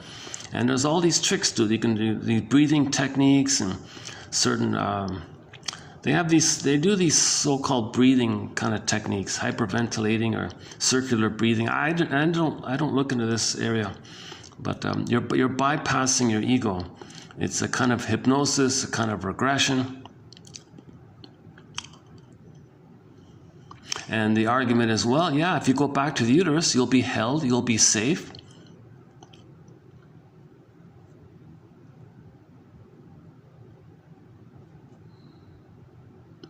The ecstasy of symbiosis is the best precondition for both solidarity and expansion into the cosmos, but we must never forget to step back to reality again. Yeah. Dionysus, but you know, people might get inspired. They might write a hit song. If that song by Kansas was by that, then that's Dionysian. Dionysius is a god of inspiration and poetry. It brings up a flood. Yeah, the flood of marvelous emotional language. Yeah, remember that? The lyric. What was the lyric again? I got a flood of stuff on a stormy sea of moving emotion. You see, I'm on a stormy sea of moving emotion, right? And then there was here. Yeah, a flood of emotional language, a flood of marvelous emotional language. See, I'm inclined to think that song was inspired by the mushroom stuff. This is what it's like to be seized and carried away by Dionysus. I'm carried away. I flew so high. I rose above. I carried away. Possessed by Dionysus, beyond the illusion, beyond regular life, soaring ever higher. I flew too high. I damaged myself. You see? So that's a warning. So we can regard carry on as a warning. Don't do that. What they're saying is don't do that, basically.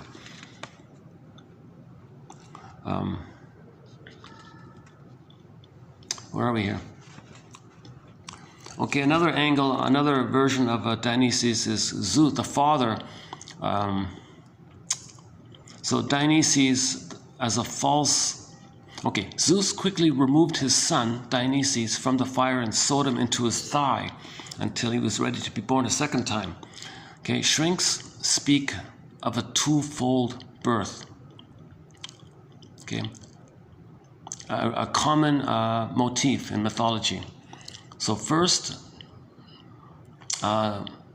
there's the biological birth, and then the spiritual birth. Okay, that's the psychological birth. So you got the biological birth and the psychological birth, same thing. So now we say the baby's born at biological birth, but then he needs a psychological birth. So that's like the birth from the God one, right? Came out of the thigh of Zeus. That's the image that there's a psychological birth, like the rebirth. So you had a first birth, false self, death of the false self, then the return of your original soul birth, psychological birth. We had it, we lost it, want to get it back.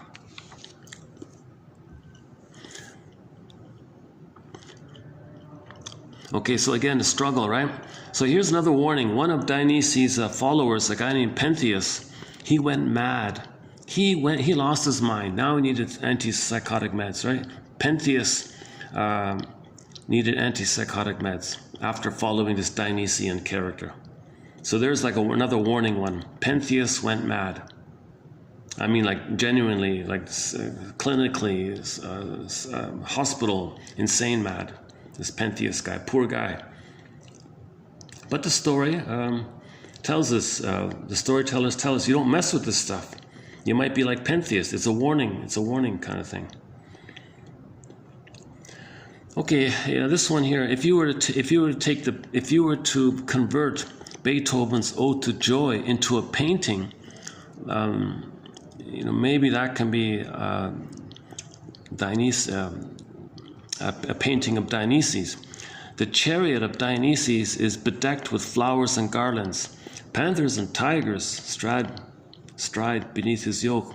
If one were to convert Beethoven's Ode to Joy into a painting and refuse to curb the imagination, when that multitude prostrates itself reverently in the dust, one might form some apprehension of the Dionysian ritual. Okay, that's okay. If you want an image of the Dionysian ritual, that's not bad, right? Dionysus always came up from the depths of the ocean or from the underworld. His ship was entwined with grapevine, which sprang up out from the depth. Okay, so again, we're repressed, it's unconscious, it's gonna come up, like somehow it's gotta come up.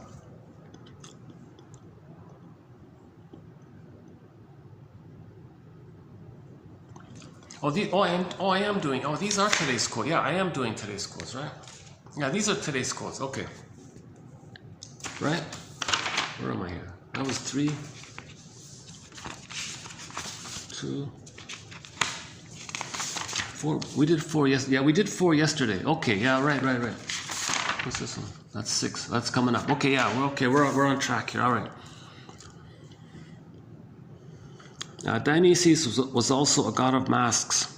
Dionysus was invoked by putting on a mask. So again, that's pretty good. You put on a mask, and then you can pretend to be that character. So the energy behind this, you take that energy and turn that energy into a symbol, make the symbol Mr. Dionysus with the grapes around him. The myths, okay, plural, emphasis here, plural, right? The myths okay, the various myths, plural, the myths of Dionysus bring into consciousness those images and psychic processes which belong to the cluster of emotions that includes, okay, ecstasy, intoxication, inspiration, enthusiasm. Okay, you can write songs like Carry On, Wayward Son. And there is some kind of hope. We have a hope for healing. The positive intention is we have a hope for healing. We want to heal. Now again, in myths and fairy tales, things can flip-flop and shape-shift and twist, and this can turn into that. For example, water turns into wine. What's that about? Well, water transformed into wine suggests that the Dionysian state brings us to the point where we can see inspiration in the most ordinary things. So if you get back your feelings, things come alive to you. That's water to wine. The association of Dionysus with the guy with the horns is supported historically by the fact that Dionysus was often seen as the guy with the horns in religious stories. Okay, here's a confusing one. The baby wants to live. L-I-V-E. The baby wants to live. If he's loved with his mother, safe with the mother, he gets to live. He gets his embodiment, and he can live with his embodiment, and he can express his uniqueness. He's living, he's loving, he's living. If the mother hurts him, and the baby identifies with her to have a mother, and then he repeats onto others what his mother did to him, then now it's him doing it again and again, mother robbing him of his ability to live. He spends his whole life robbing others of that. They say he's E-V-I-L. He reversed it. Mother took away his L-I-V-E, it's reversed E-V-I-L. Okay, so the mother was seen as the D-E-V-I-L. In the baby's brain, he sees the mother as the guy with the horns. Nobody's calling the mother that. The baby creates an image around his pain, his hurt, his rage, what happened. Okay, maybe you take it like a breast, right? They can image the breast. Baby's sense of his mother. Maybe it's this vague, cloudy, diffuse image of the breast. So he senses some kind of round thing, maybe, I guess. He infuses into it what he feels. If he's enraged, the breast is enraged, because it's all one like that. They're one. They're one. Remember, they're one. If he's enraged, it's enraged. He had a need to incorporate, to receive, to take in, okay, to receive the positive memories. He's in the oral phase, not just food and milk. He's in that kind of receiving, taking in, incorporating. So this enraged entity that he creates, okay, up the breast, he's enraged, the breast is enraged. He wants to take him, the enraged breast image wants to take him. The storytellers would associate his shame and rage, and baby looks at mother's eyes, sees two flames, condenses the flames. Maybe that's the horns issue. Now you got the guy with the horns. So he sees the mother like that, and he's relating in that way. That's a fantasy. Then he projects others, says others are so awful. He's fighting with the mother. No, that's your own image. It's a compromise that you made with yourself to deal with the frustrating mother. The mother is just misattuned, a little confused. She's hurt. She tried her best. She doesn't mean to be like that. Obviously, no mother does these awful things. But from the baby's experience, he thinks he's a goner. To cope with the fact that he's a goner, he thinks to minimize the pain of it all, thinks the mother's a monster. To say to himself, I'm not hungry, I have no needs. The mother's the monster one. She has the needs. She's the angry one. It's called projection. Then puts it in a separate bin, hallucinates the goddess. Oh, there's my mother. It's called splitting. So the baby's a genius to figure these things out.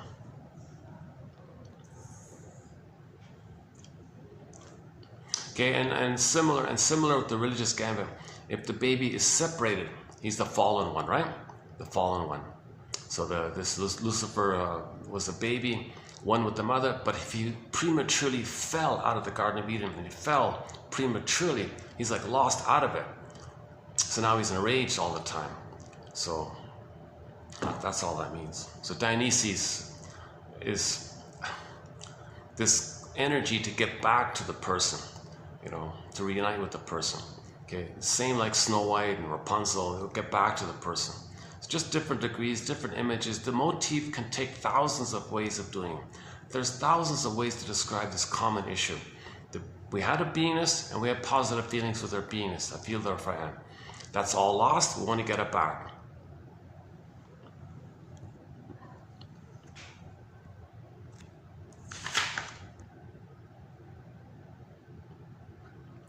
So people are afraid to get back their feelings. So something that brings up your feelings, I can't handle, you're trying to hurt me. So the guys peddling this stuff, you might think in those kind of, a little bit like in those kind of terms. That's why it's banned and illegal all around. But it's a code, the temptation, it's a code, it's a clue that there's trauma. If somebody feels tempted, allured, listening to the siren song, whatever, that there's some, that's a code. That's code that you want to heal, that you had the need for sweetness with your mother, you didn't get it, and somebody's promising you. They're fooling, they're scamming you. They want to make money, and they don't care because they lost their golden ball as well. They created an image in their mind of the guy with the horns and identify with her and act like her. And if he thinks the mother took away his soul, he doesn't care if he takes away other people's feelings. If mother took away his feelings, and the only way to have a mother is to take away other people's feelings. So he allures with a promising trick, and that's how he's doing it. We need self-awareness.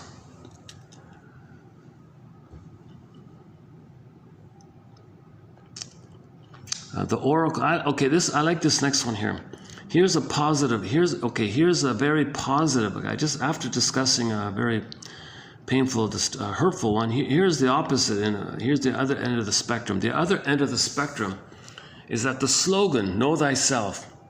Okay, the oracle of Delphi, know thyself. Well, in the daytime, Apollo watches it. Okay, so that's the active, the masculine, the reasonable, the thinking, the doing. Okay, the midnight, cherry red, sun, day. Okay, Shiva, active, doing, expressing, masculine, yang, right? Now the being, the feeling, the resting, the moon, the night, that's Dionysian. So when things are healthy, okay, you got a natural flow between Apollo and Dionysus, and they're equal, they help each other. Apollo expresses the feelings get to be expressed by Apollo. Apollo expresses the feelings of Dionysus. You see, there's a healthy one. So in the healthy version, in the healthy tale, Dionysus and Apollo, it's kind of like yin and yang, Shiva and Shakti. Okay, Midnight Blue and Cherry Red sings Lou Gramm, the singer.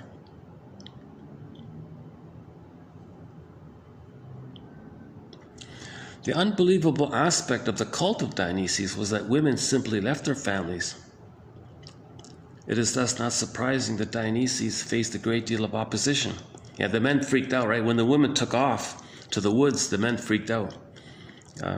Who's gonna, feed them? One must imagine for these women some kind of invisible god arriving, Dionysus, and the woman followed him, disappearing into the forest, dancing together.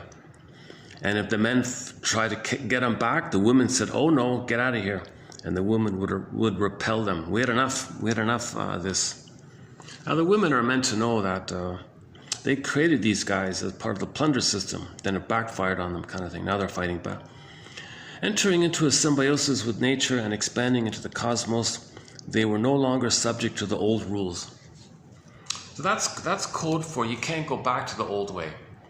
In the first half of life, if the person has a narcissistic pattern, the bully pattern, and they know that this is because they lost their feelings, and then they get a glimpse of wanting to get back their feelings, okay, then you stay on that path. You don't go, you carry on, my wayward son. You don't go back anymore. Okay, that's like the Odyssey. Okay, he always wanted to find his home. He didn't want to regress. Temptations. The siren said, "Don't bother." Circe said, "Just stay childlike." Calypso, just be a mama's boy.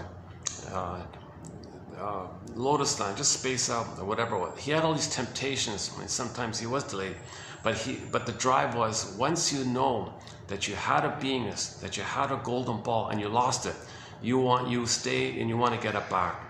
You can't go back to not having it. It's too painful. It was too painful to not have your beingness. And once you get a glimpse of that pain, your hope is to go forward to get back your soul. That's that transition, that momentary transition. Okay, that's like usually begins at midlife. Somewhere around 40, people get this idea. Oh my God, where's my beingness? Okay, they might say things like, I feel like I'm living the provisional life, the unlived life. When does life begin? They're not mourning, they're not feeling pleasure. They feel like they're living the provisional life, the unlived life. Life is passing them by. And they might even have ennui. If they're wealthy and they got all these things, didn't satisfy. They thought those things could have been mother in the past. They bought everything, it wasn't mother in the past. They don't know that they didn't get mother in the beginning, but they thought every material thing could be mother. Now they have ennui, now they're sarcastic. Now that turns over to envy. Now, see, that's why the short sellers are filled with, that's why one short seller said, yeah, we're destroying the planet because out of envy, see, because the mother took away their goodness, the mother was seen as the envy breast. Okay, the deal with the guy with the horns, the baby craves the mother as the guy with the horns and identifies with that, the deal with that. So they got her power, that's being the aggressor, their soul they see unto others and rob it. Mother was a robber baron, they plunder the planet. Mother gave emotional poverty, give others poverty. Others hand over stuff, because when they were baby, they hand over their soul. So we're repeating this stuff in the timelessness of it all. And then because it's all about survival, we create survival jungle slogans all the time.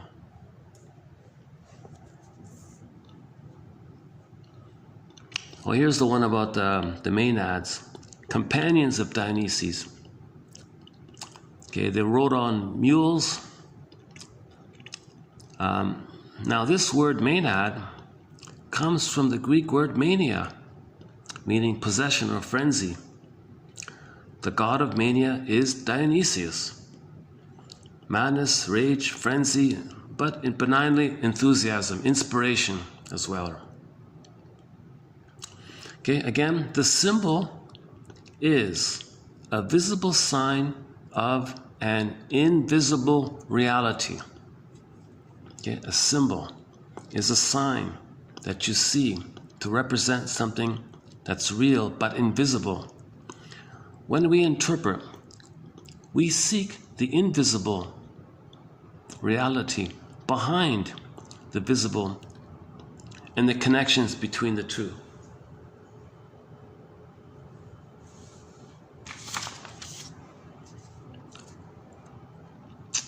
Okay, that's 85. Actually, in 86, I got a couple, I couldn't do the space limitations. There's a few more in 86 coming up. Where is it here?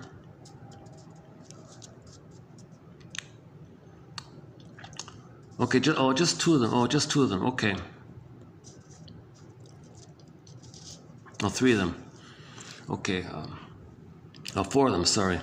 Dionysus means feeling oneself in the body. So there's a positive one. Dionysus means I want to feel myself. I want to get back my feelings. So that's sort of the positive intention, the energetic and visible positive intention that Dionysus represents. The positive intention is this reality of this invisible energy whereby we're meant to feel again. We're meant to feel again, born to feel kind of thing. Lost it, want to get it back. The energy of getting it back is Dionysus.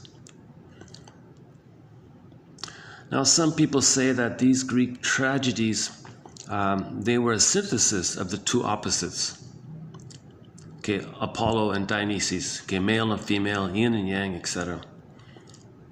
Some people say, no, it's not a synthesis, it's just the contradictory co-presence of the opposites. So different versions of it. But if you go to Inside Out 2, we want a synthesis. We want the third side of the coin. So in some stories, it's just either or, splitting, either or, either or.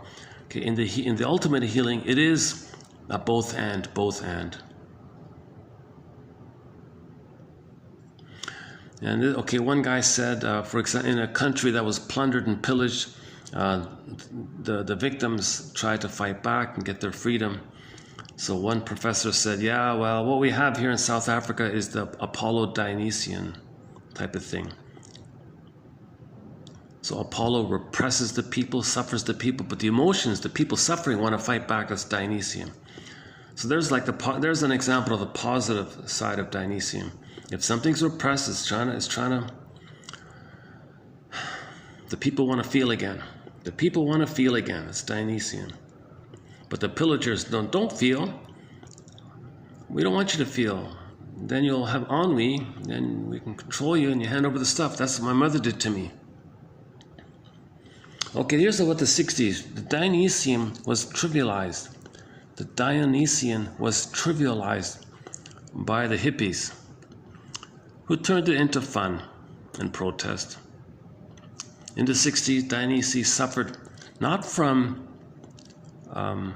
anemia, but from a hypertrophy of symbolic content, a trivialization of Dionysian. See, that might be why the Mr. O'Leary thing was involved, to trivialize the healing.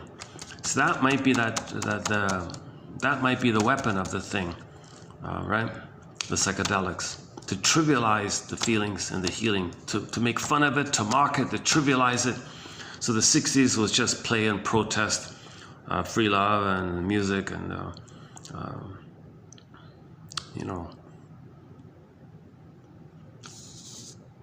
Okay, the next ones are on shame. Yeah, okay, I'll redo that one. I'll redo that part tomorrow. How we do? Oh, let's check the battery. Hey, the battery's holding up this time. That's great. Okay, 5:34. Maybe I can.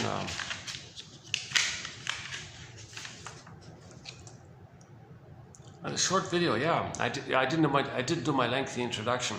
In many of the videos, I do a 1 hour, sometimes a 2 hour introduction to some of the core points about the wrecker, stingers and the clingers, okay, and so on. So I didn't really cover it here, but it takes me 2 hours to run through that. That's why today's a shorter video. But anyway, these quotes today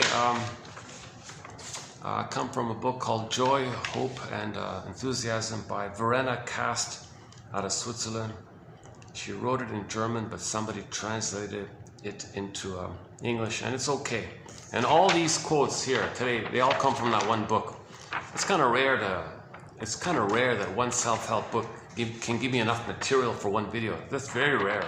So her book's not bad. Translator did a good job. I don't know about the rest of her stuff or her other books or whatever, but okay, let me just take a breather here. Hold on a second. I think the caffeine So I guess the caffeine is a bit Dionysian, is it? I don't know.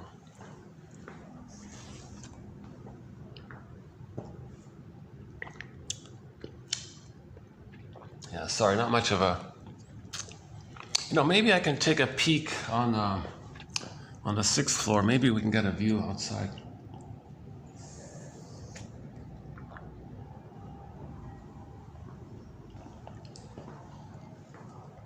Yeah, this reminds me of a drum, indigenous drum, yeah.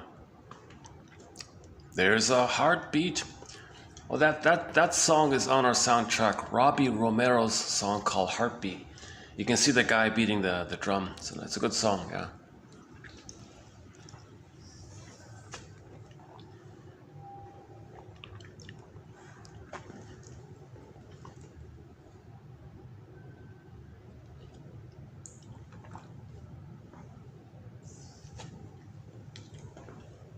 Okay, so in conclusion, Dionysian can be constructive and its positive intention to help us get back our feelings, our embodiment, or if it's out of control, it makes us mania and manic and frenzy, and it's harmful like that. Wait, let's do the song again.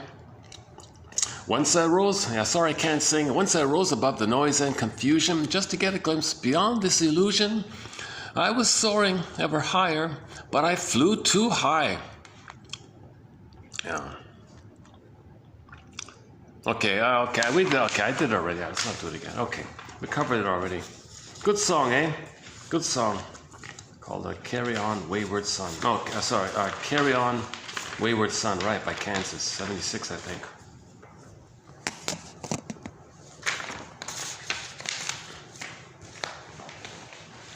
Okay, let's maybe.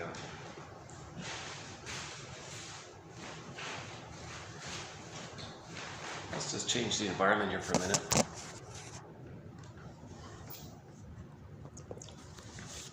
By the way, 2 videos ago I was done in a park. It was an interesting video. We saw some very nice trees this week. 2 videos ago. We saw a neem tree. Neem. N as in Nancy, double E, M as in Mary. The neem tree. We saw that.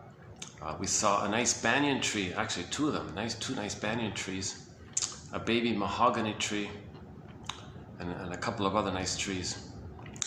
It's nice, yeah. So I think I might visit that park again sometime.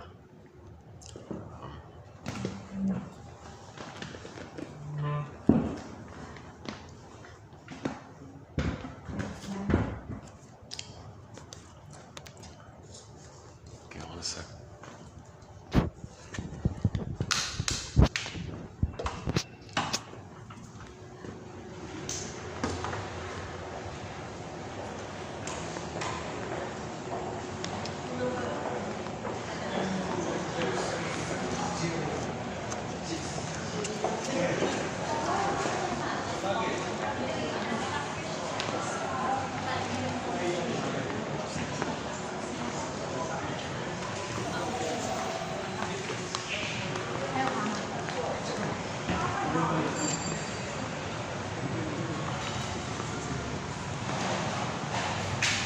Oh, is it being used?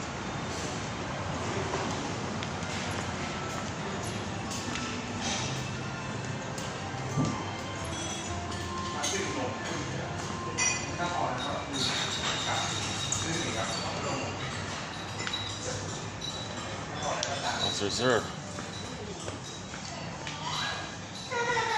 Maybe got a few minutes here before the dinner crowd comes in.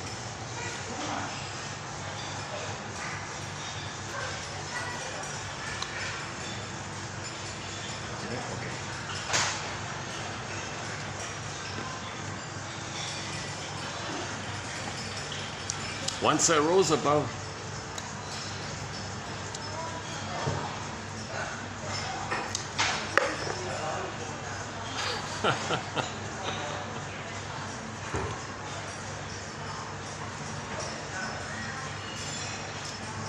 So the musicians, you know, they're helpful like that, right? They have these experiences and they share, they put it to song for us, right?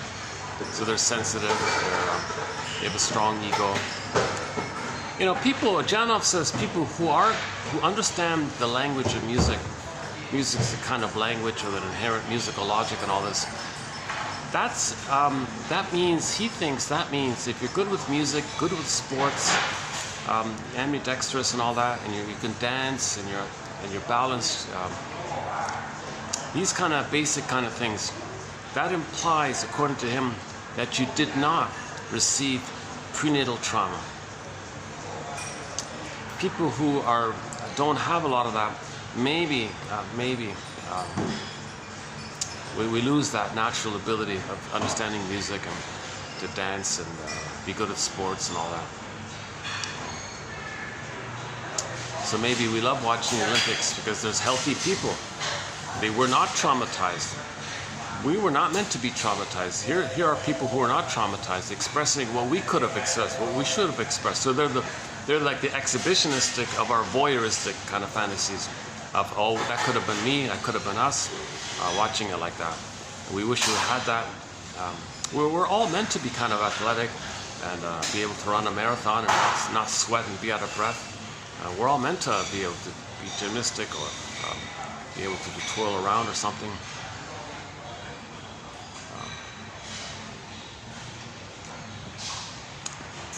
So the music one implies they were not traumatized in uterus. So that's interesting. Musicians are musicians because they were not traumatized in the uterus. They might have been traumatized afterwards, but they have enough love to be able to bring up the positive time. So maybe a lot of these songs were induced, maybe were inspired by these kinds of things.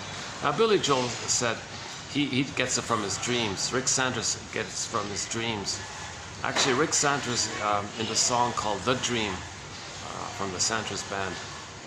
Oh no, from a solo album, Rick Sanders' solo album, the third track called The Dream.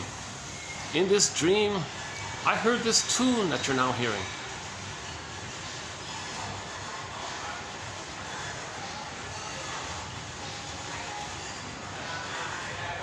Billy Joel said he got some melodies from when he woke up in the morning, he heard a melody, and he could write it down kind of thing. So he understood the consciousness of the language, he could write down the notes like that. But people who were very traumatized, they might lack that.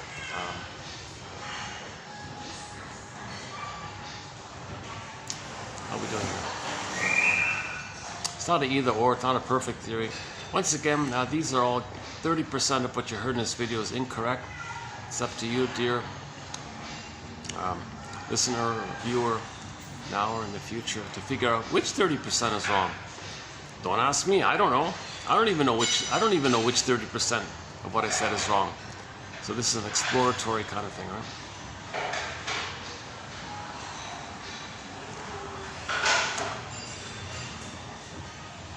Yeah. Okay.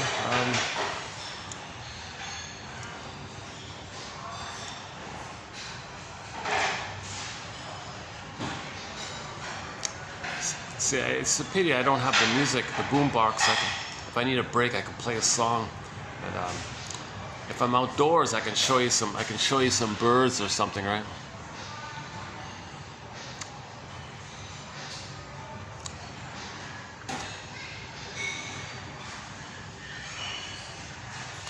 So the next video is a mishmash of quotes, a little bit on ennui.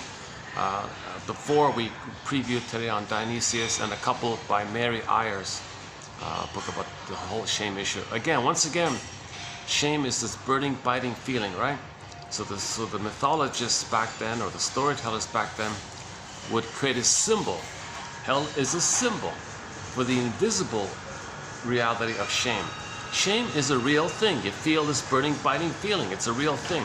So you create a symbol called the hell scene. That's not real. It's a symbol to point to inwardly. That's what's invisibly real.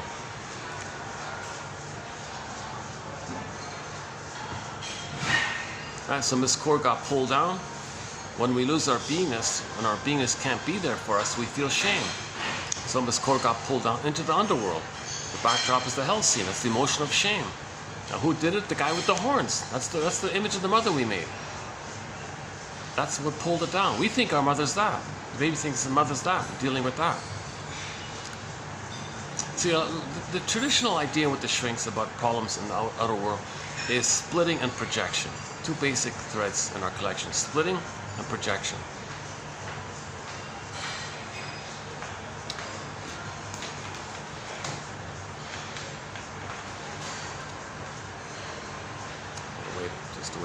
The waiter's doing the rounds here.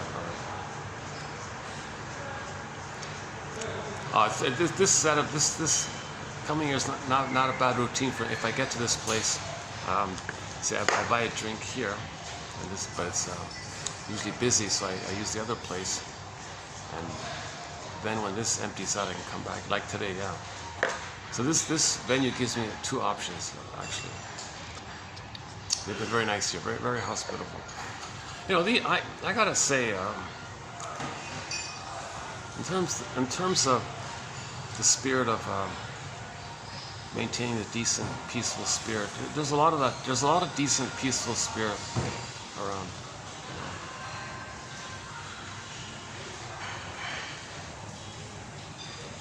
There's a whole traditional mindfulness in this kind of area, staying present to yourself, and. Oh yeah, we had a quote the other day about somebody said, you got to try to be more Zen. What does that mean, to be more Zen? Well, think twice before you repeat some old familiar neurotic spiral. Think twice, that's being Zen, he said. Okay. That's mindfulness, right? This term mindfulness is just, it's synonymous with your observing ego, okay? Like observing, okay? Like having empathy, understanding for yourself and others. The key of all this is why consider, go to 2822, Lucy Freeman's quotes, 2822. She was a journalist who went to the shrink because she had a symptom. The shrink said to her, yes, you're a very good journalist, I'm sure, and you have a lot of very good why questions as a journalist and all this. But the shrink said to her, but you're missing the most important why question. That's at the root of it all. Oh, really? Shrinker man, shrinker man. That's Katie Lee's song, Shrinker Man. Shrinker man, shrinker man. What's this core why question that I'm missing here? I'm a journalist. I want to know this basic core why question. I'm missing it. You're telling me I'm missing the most important why question? I'm asking all these other why questions that I'm missing the core why question that's at the root of everything? Well, please, what is this why question? All right. You ready? Yes, shrinker man. What is it? I'll write it down. Tell me, what is the why question that's at the root of it all? Why didn't my mother love me? She free associated, she admitted it, she faced the painful truth that she didn't get the love that she was supposed to have received, she admitted it, she felt safe with the container, with the presence of the shrink there, she felt safe because like a ritual container, you feel safe, somebody's there, he has his feelings, that allows you to have your feelings. Then she had the reaction, she had a good cry kind of thing, because she admitted the truth. Then what you repressed came to you. Then her symptom went away. So in the free association, you got to explore why the mother did what she did. Now you can't just brush it off with cliches. Well,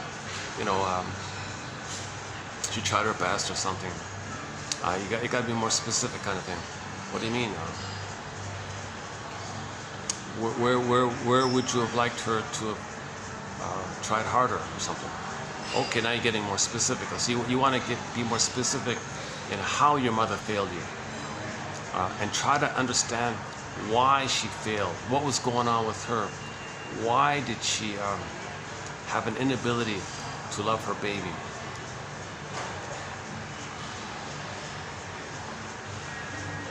And you go from oh, somebody's coming. Okay. At dinner time, I noticed what is it, 5:50? Yeah, I have to leave soon. Let's see. We can go to there's a little mini mall near here. We can go there for a bit. Unfortunately, there isn't too much. I just walk on one of the streets maybe.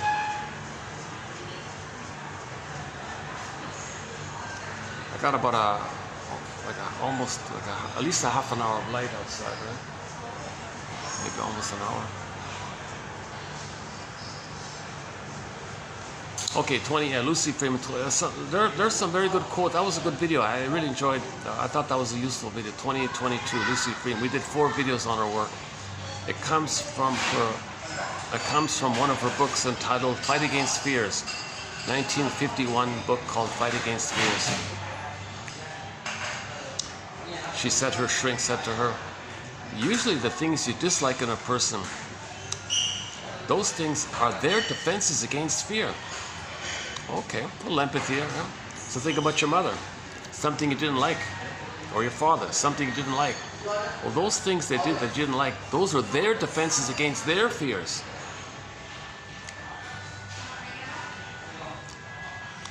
Okay, a couple of core points is that our parents, like Bruce Springsteen says at the intro to his song Independence Day, Toronto, YouTube, about being startled that your parents are like people with dreams and hopes that didn't pan out, still some blessings, but the truth is they were hurt and they couldn't, but see them as people, see the two sides of the situation. admit the truth that there's two sides to the story. Okay, see the two sides kind of thing. And to get to the two sides, stop seeing your parents only as parents. See them as people too. They're wounded people, traumatized people. Okay.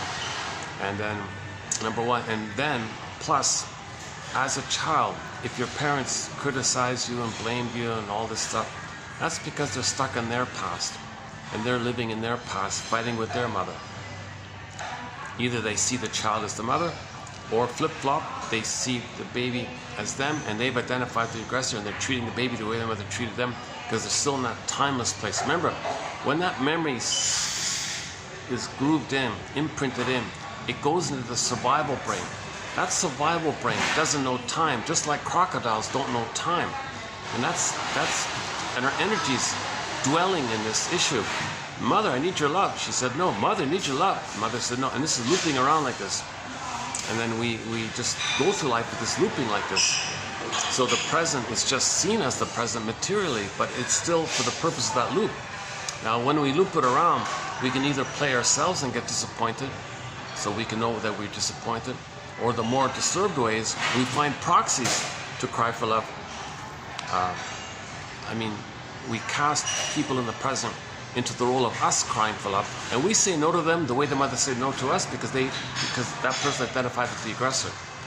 Okay, so baby cried for love, mother said no. Two people, right? Memories are relational. Baby was passive, helpless, mother was the active, aggressive one.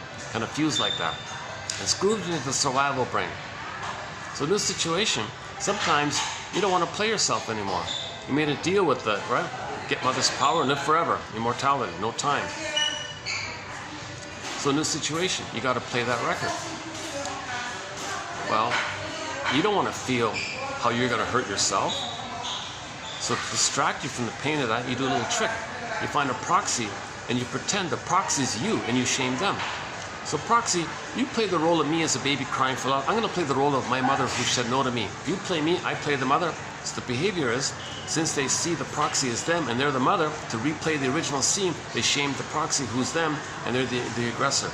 Okay, flip-flop, hocus pocus, water into wine. Okay, things shape-shift and morph and twist. Alice in Wonderland, up is down, left is right, hocus pocus, auto-hypnosis. Okay, Hall of Mirrors, House of Mirrors, things can shape-shift and morph and twist. Alice in Wonderland, myths and fairy tales.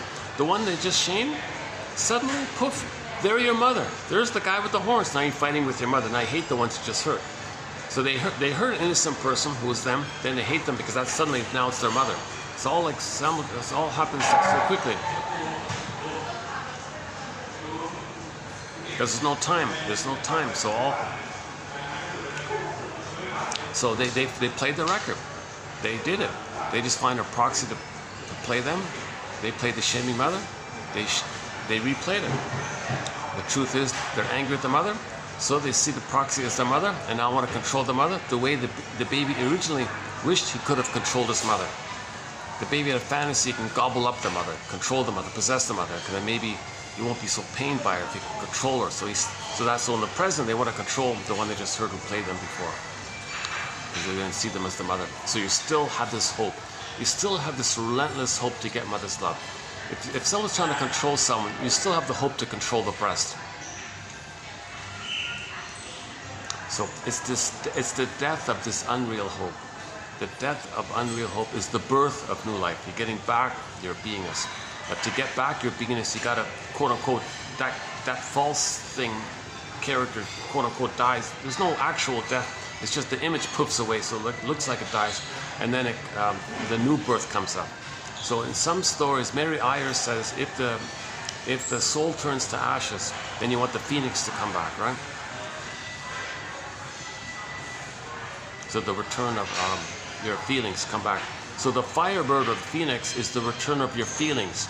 The vibrancy of the firebird, the colorful feathers, the flames, it's alive, it radiates, it's so full of life, and you see so in the fairy tale, the protagonist hops in the back of the firebird, rides the firebird up. That's the feeling life coming back into you from the ashes. See, mother shamed the baby, the soul is in ashes, quote unquote.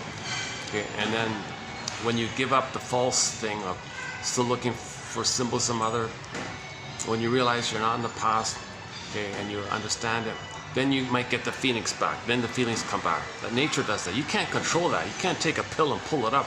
It's going to go down and crash down again. So if the person had ashes and they want to trick the firebird to come up, it's going to crash down even harder more. Then the person's more in pain. Then they're going to project more. That's what's his name? Pantheus. In today's video.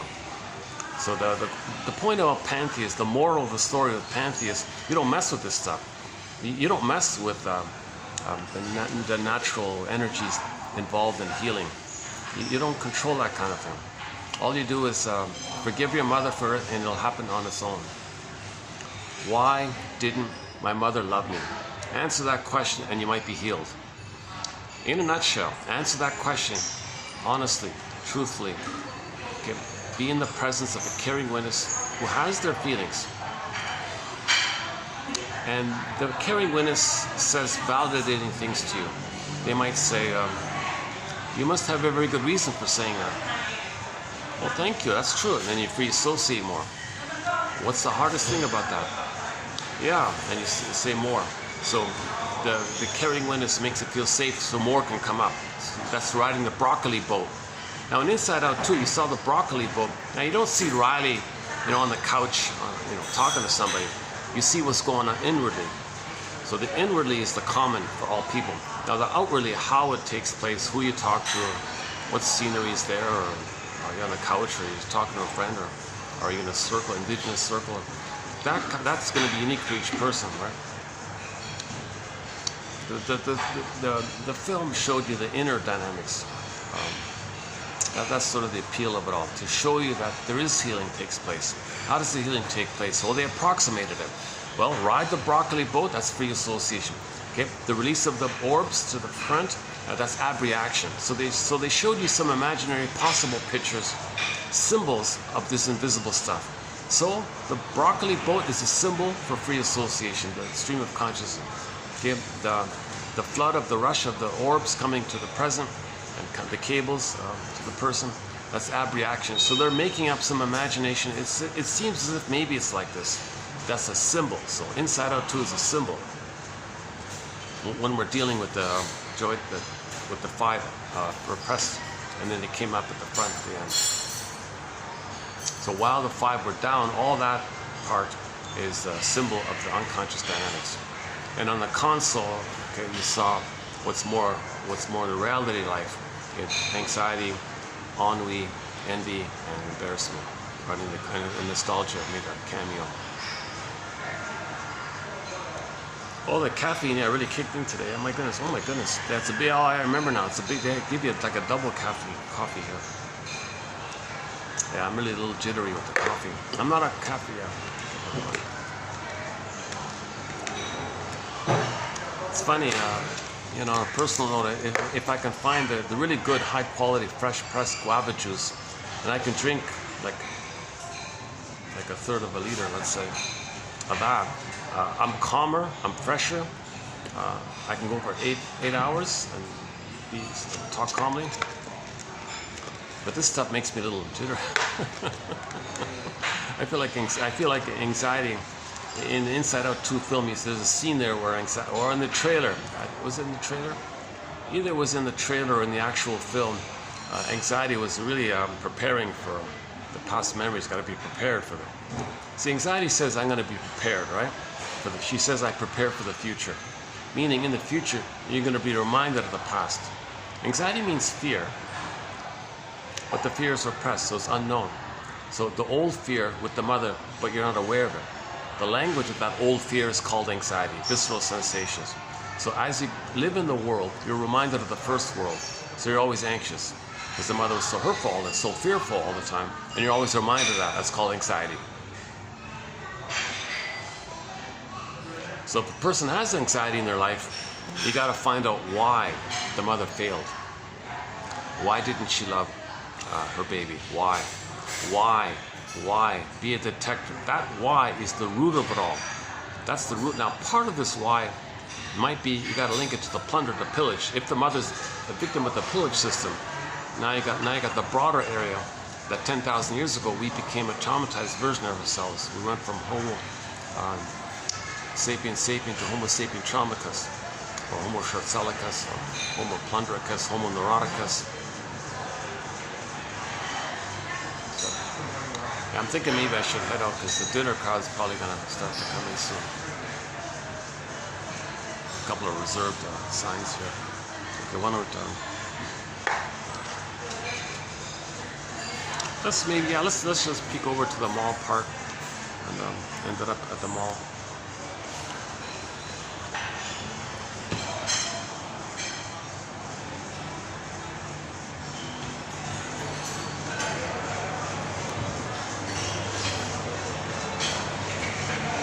Thank you. See you next time. See you next week. Yeah.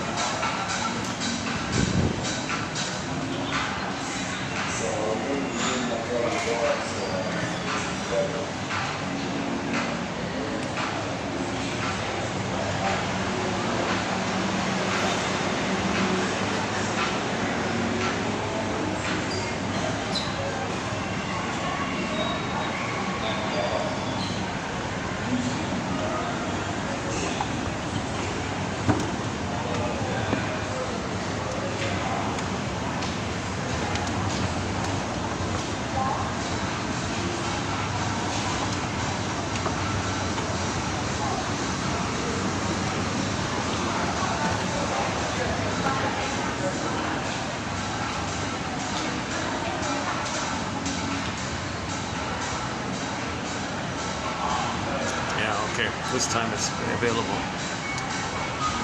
Just a few little chairs on the second floor of the mall here.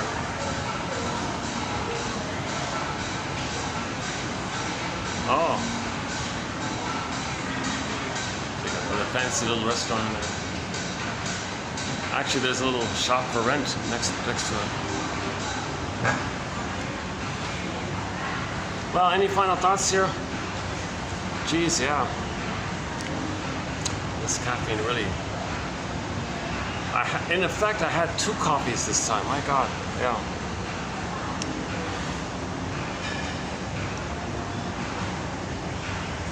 Oh. Okay, somebody's staring at me. Okay. So, any final thoughts here? Yeah. So, yeah, our song for today is definitely the Kansas. Oh, Dust in the Wind. Oh my God! I wonder if that's also another drug song, right? Oh, we're just dust in the wind, cosmic dust in the wind. Oh, we are. Oh, maybe. Yeah. Look at that. Never thought of it. Let's look. Oh, let's do that. Let's look up that song, Dust in the Wind. All we are is dust in the wind. Oh my God. Maybe, because people who take this stuff, they feel the dispersed of no identity, no self, no mother. They just feel this little speckly kind of, I don't know what it is. Oh, we're just like this little cosmic dust or something. Okay, so the baby's body hasn't fully developed, and you're feeling some of that kind of thing. Jesus Christ, dude. I'm not sure about that. I don't. Okay, your mission, should you choose to accept it, is to go through these quotes and pick one. Just pick one of interest. Might it be the first one? Dionysus symbolizes the deep-lying desires of human nature.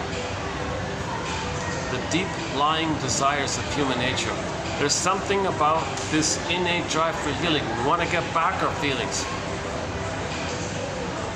Now, if we accept this, great. In a manageable way, great. If we don't do it in a manageable way, it can cause problems.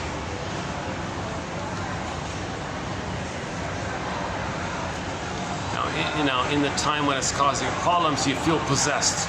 You feel manic and frenzy and possessed. Oh, you're possessed by Dionysus.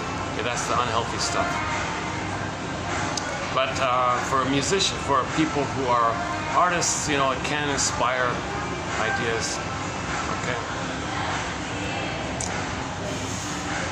Okay, the rebirth motif. Okay. The warning, the cautionary tale about Pentheus, this guy there.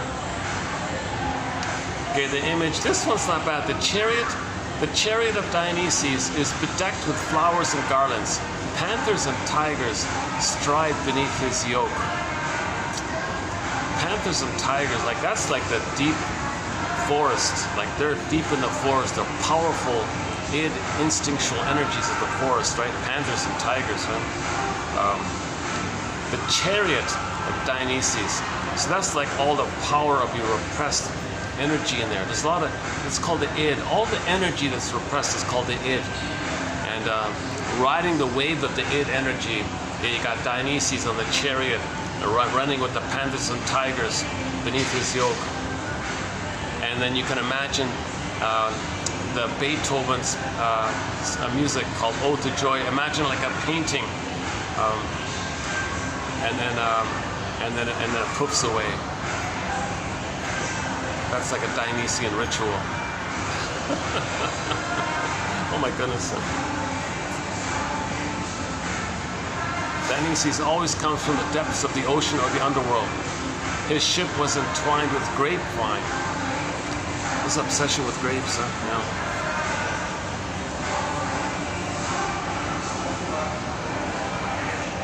It's okay. Don't bother anybody. All right. Now my third time here, or fourth time, maybe my fourth time.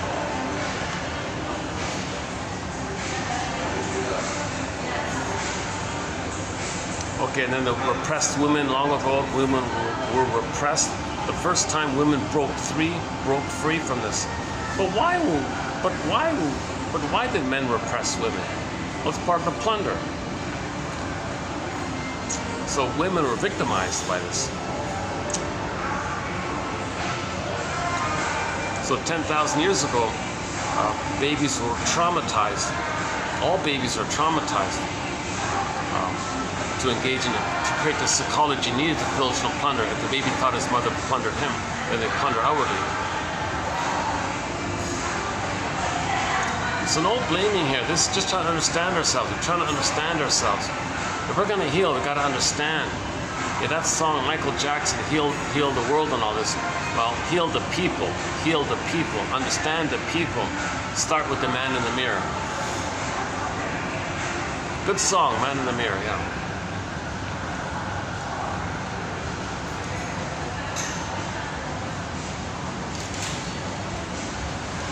Oh, I like this one, that in the summertime Apollo guards know thyself, and in the wintertime Dionysus guards know thyself. Know thyself, know thyself. Know thyself, know thyself. Summer, winter, day, night, sun, moon. Masculine, feminine. Shiva, Shakti. Yin and Yang, yeah. Okay, yeah. Again, Dionysus is also referred to as the god of mania. That's when you lose it, right?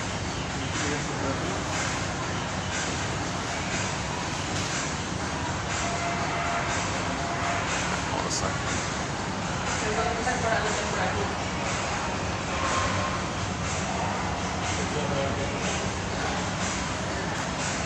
I don't know, I guess for me, maybe ironically, maybe for me, it might be this one about the Ode to Joy one. Just the imagery of it all is just so...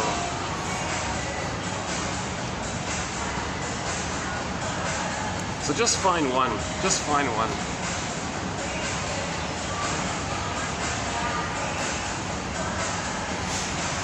But the conclusion of it all, according to Helen Deutsch, is the baby didn't get the blissful oceanic ecstasy oneness feeling. He didn't get it. He didn't get it. So he wants to get it. Because the baby doesn't know, the brain, that part of the brain doesn't know time, and it's the unconscious energy. It's the force of the unconscious, functioning like a puppet master. Well, we got to get it. Where is it? Mother, give me paradise. Mother, give me paradise. Didn't get it. Mother, give me paradise. Didn't get it. Mother, give me paradise. Didn't get it. So we take matter into our own hands. Okay, well, I'm gonna force it up myself. Don't mess with that. Identify that you didn't get it. You're never gonna get it. Notice how you're repeating it, it's not working. Identify, admit that you didn't get it. Admit that you didn't get it. Admit it, admit it. She didn't give you the paradise. You're never gonna get that paradise. It was a one-way ticket. Okay, play that song, One-Way Ticket. And you're not gonna get it. Hold on a second.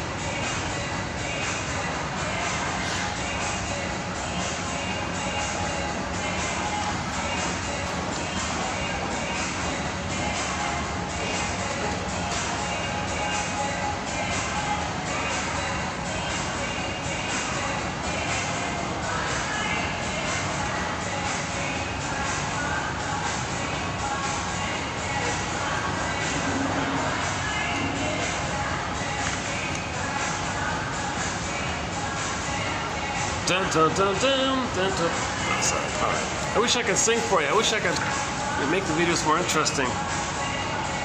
Masquerading as a man for a reason. My charade is the event of the reason. And if I claim to be so smart, well, that means I don't know. Carry on. You will always remember. You will always remember. That's the mourning. You gotta mourn. You gotta remember. You gotta remember. You gotta mourn. You will mourn. You will. That's time. You see, if you remember, now you're getting into time. You're accepting time. Okay. You capture the past. Capture the past. Give it a time and a place. Lay the ghost to rest. So identify the past. Know the story of the past. Then the ghost laid to rest in the past. Then you're free for the present. And then finally, when you lay the ghost to rest, now your life's no longer empty. Because you have yourself, and now a new life with you enjoying the present is waiting for you, which he calls heaven. So I think he means heaven. It's unfortunately called that heaven. We should change that. Now your life's no longer empty, but surely joy in the present waits for you. Surely the present waits for the now waits. The present waits for you. Yeah, that's not, how's that? Let's change heaven to the present. Now your life's no longer empty, but surely the present waits for you. The present waits for you. Now your life's no longer empty, and surely because surely the present waits. Surely the present waits for you, but surely the heaven waits for you. Now your life's no longer empty. Enjoying life in the present waits for you. Let's just do it that way. How's that? Now your life's no longer empty. Living in the present waits for you. So that's the return home. If you can enjoy the present, you've returned home. You found home. You found Ithaca. You got Penelope back. You got your feelings back. Joy and sadness came back to the console. Okay, Snow White came. Okay, it was freed. Penelope, Rapunzel came back. Okay. And so on. Then you enjoy the present. You don't got to see the present as still the past, or a new edition of the past, or replay the past. You're not stuck in the past. In the film Greenberg, the shrink said to the guy, You have trouble living in the present. So you linger in the past because you feel like you never really lived it. It was too much, it was overwhelmed. Your mind is, you couldn't know it. That's the scarecrow. Something happened, you can't think it. You didn't live it, you can't think it. You can't think, you didn't live it, so that you're stuck there. Pain like that. And because of the pain, you recreate that childhood traumatic scene in the present because of the pain to see if you can undo it, correct it, get a better outcome for the past. It doesn't work because there is time, but that part of the brain doesn't know it. That's the whole issue right there.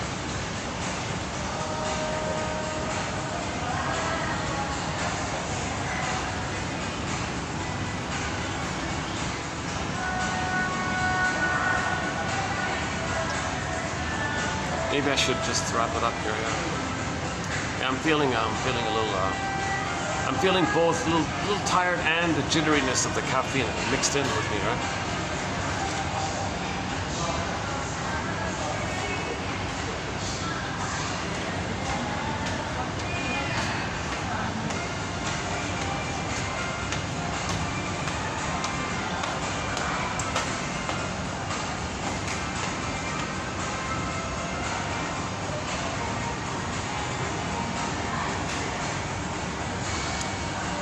I don't eat out really. It's quite expensive though. Well, it depends on where you go, yeah. But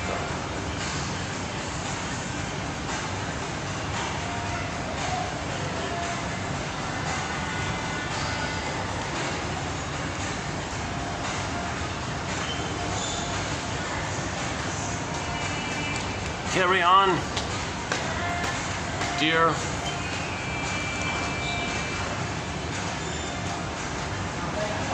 On a stormy sea of moving emotion, tossed about, I'm like a ship on the ocean. I set a course for winds of fortune. Maybe we can interpret that. I set a course for healing. I set a course for finding myself. I set a course for like a positive fortune, like a getting back your feelings fortune. Or he's referring to the narcissism of the peer Gint who wants to be the king of it all and all this stuff. So I think you can superimpose three ideas on this one little song. Okay, the narcissism, the peer Gint, the Peter Pan, the playboy, and all that. Okay, the wish to get back the bliss of the uterus through the trick. And just the more healthy return of your beingness. So this is a very Dionysian kind of song, I think. Yeah, I would say this is a Dionysian kind of song. Anything that's related to you getting back your feelings, either healthy or unhealthy, it's considered Dionysian. So it's a more broader term. It's not meant to be too judgmental. It depends on which of the Dionysian myths you're referring to. Like the various Aesop tales, warning tales, helpful tales, healing tales, warning tales, destructive tales, whatever it is. Do we have any? Oh, I think we have one Aesop. Oh my God, I think we have one Aesop tale about the guy with the two bags, right? Everybody has two bags over their shoulder. One bag's behind them, and there's a cord, and they got a bag in front of them. So the bag behind you are your faults that you don't know. And the bag in front of you, that's the faults that you're aware of. Hang on. So the bag behind you, that's like the shadow. And you see that in other people. Oh, I gotta look it up. It's been a long time ago. Oh my God. Look up the Aesop, the two bags one. Yeah, I forgot that one. Oh my God. That was a long time ago, 3 years ago maybe. 3, 4 years. Oh yeah, oh my God, this is the 4th year anniversary. Oh my God, yeah. August, oh my God, August. It's been 4 years. So 4 years of videos, 10,000 quotes over 3 continents. The best of psychoanalysis. Even though I'm not a shrink, I've never been analyzed. I just found it very hopeful. My story is I was looking around reading fluffy self-help books, so there's something missing here. This is trite, this is vague. Come on, we're missing something here. And then one day I found Masterson's book. Oh, click. Oh, now that started, that got me going. Object relations theory, developmental theory. Okay, he kind of brings it together, Masterson. So yeah, the very good book called The Search for the Real Self.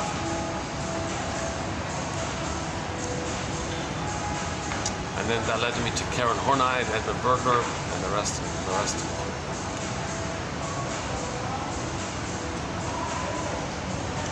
So just to clarify, I'm not an embodied example of this. Don't judge this perspective by yours truly with all my anxiety like that. I haven't been analyzed. I haven't done it. Play the song This Flight Tonight sung by Dan McCafferty, written by Joni Mitchell.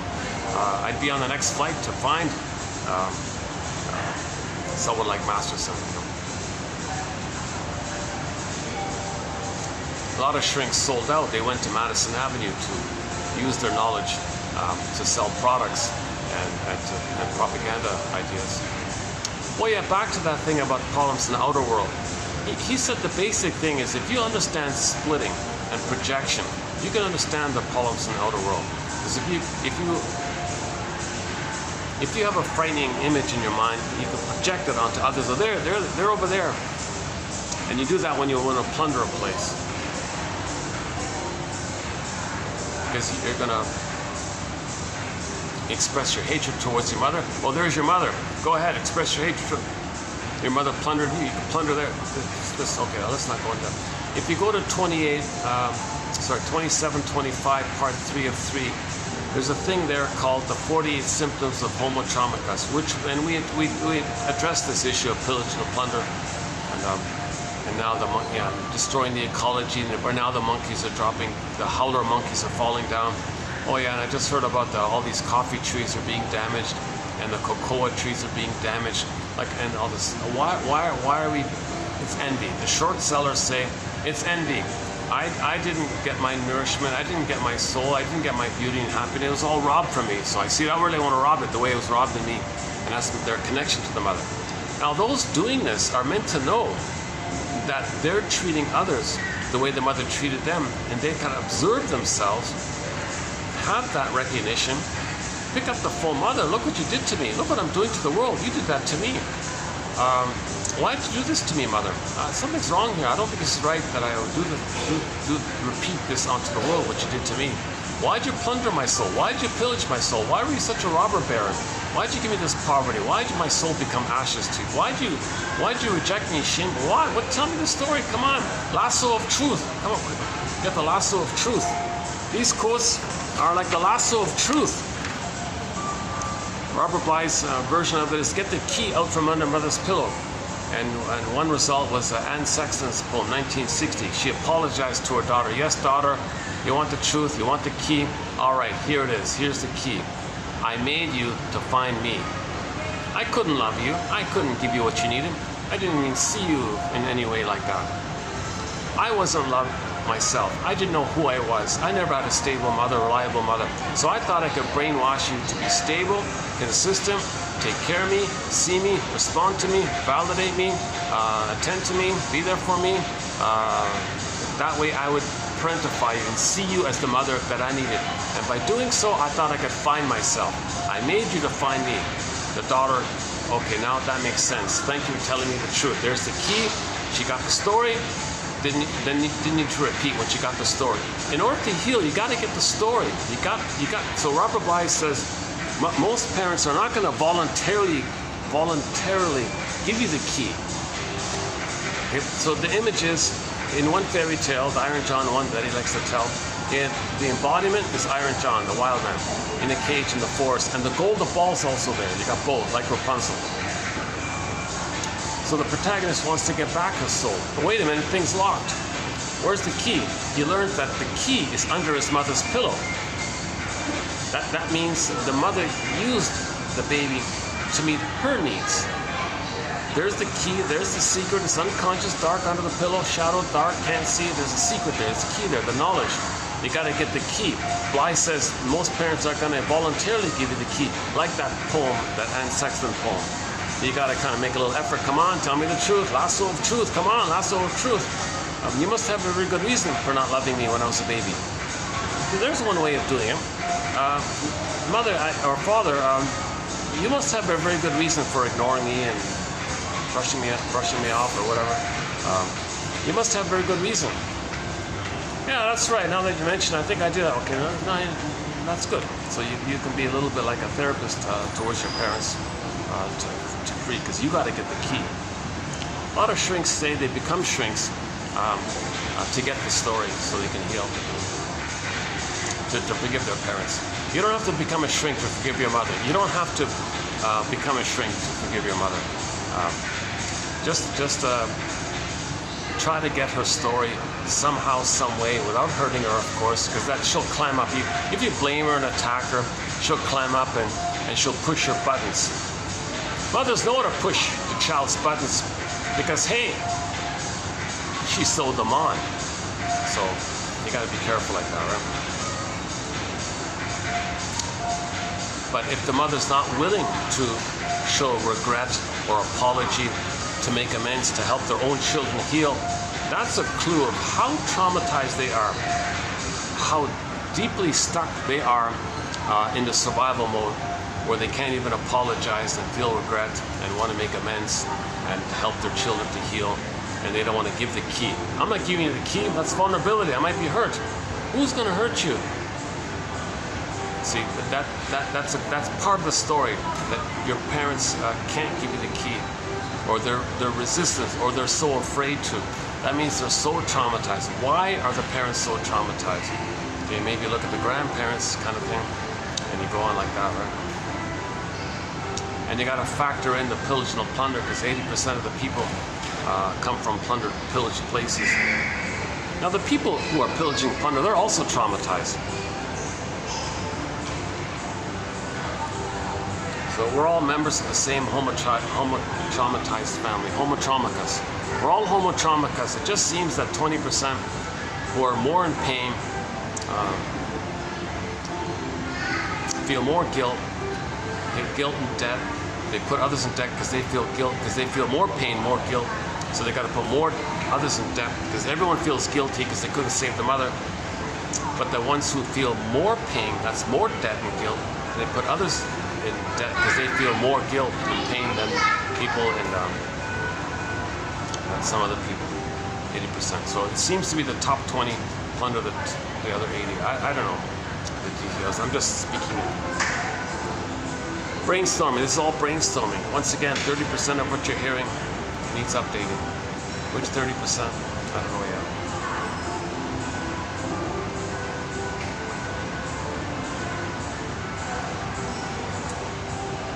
Yeah, Sunday. Let's see, what time is it? 6 something, right? 6:30. Sunday, 6:30. Oh, what? Battery's holding up. Oh, no Wi-Fi. Okay, no Wi-Fi. Oh, my Wi-Fi ran out. Okay.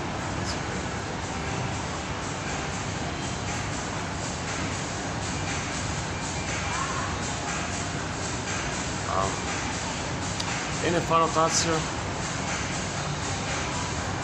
Yeah, I think when I do tomorrow's video, I'll be caught up. So I've been so after tomorrow's video, we'll be all caught up in terms of our quotes on Dionysus and ennui, and then after that, we'll kind of maybe start fresh in some other area, maybe. But we'll come back to Dionysus and ennui. We'll come back to them for sure. We'll definitely come back to them. What's tomorrow again?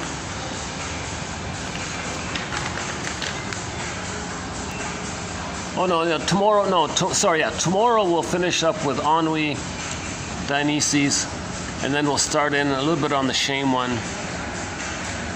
Yeah, the interpersonal bridge, okay, that one, yeah.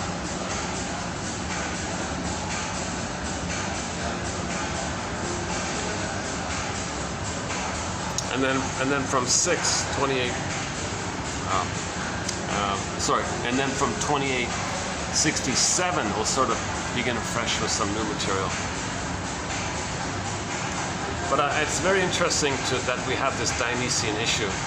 That's part of, he said it was very provocative. pitiful opening ceremony. I agree with everybody about that. It was for a lot of reasons. But maybe the one little positive point about it is that provocative, and the guy said it, Mr. Tony something, the canoe guy, who heads the thing.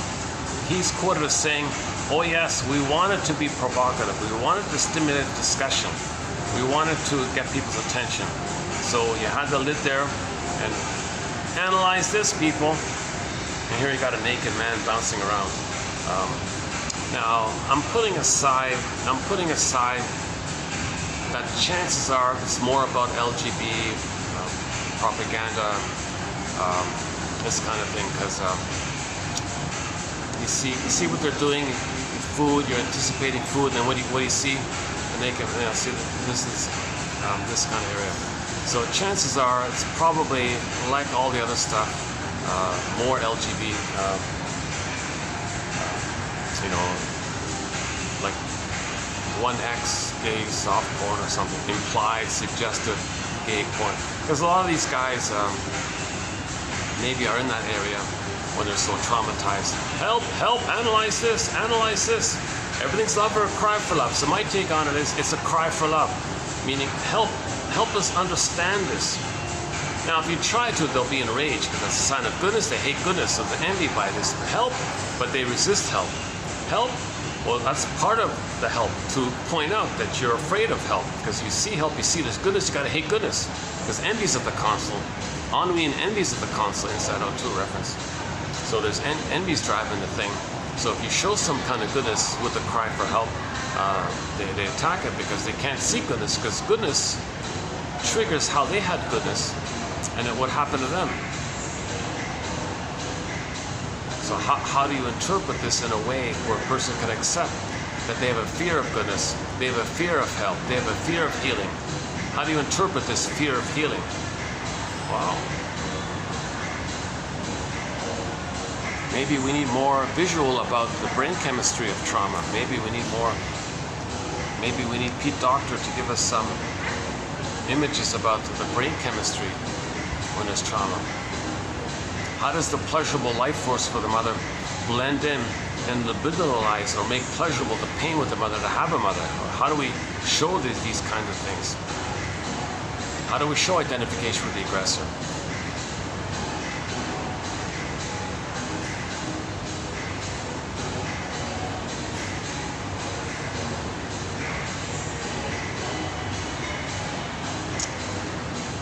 So what image could be made to show that in the trauma bond, see, the baby's got to bond to the mother, but if the mother hurts the baby, how does he bond to her? He's in a double bind. He can't leave her. He cannot not have a mother. He's got to have a mother. How does he cope with the situation? He needs an attachment which would be pleasurable, but the mother's hurting him. How does he deal with this? One jargon is the libidinalization of psychic pain. He's going to take that pain with the mother and somehow associate it with the pleasurable connection with her. So now you got this confusion between the pleasure and the pain. How do we show that? How do we show that, like in a story or something? What symbols can you make to show that kind of thing? And then how does one unblend it? Bergler discusses this topic. His jargon for this phenomenon is called psychic masochism. Difficult term to go with, but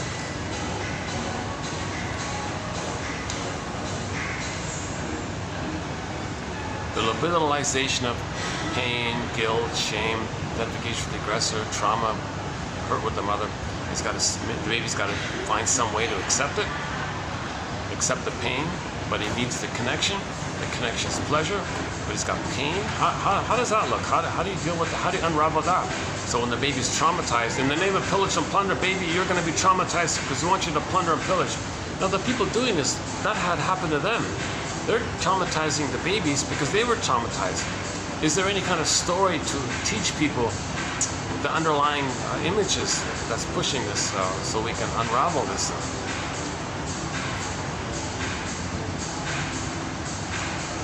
Narrative medicine creates some articulation of it, so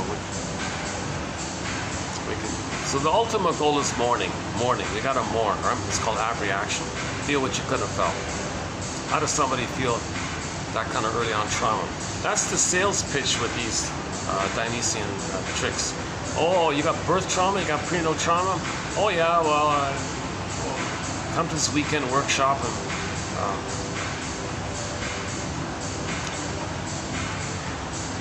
one second.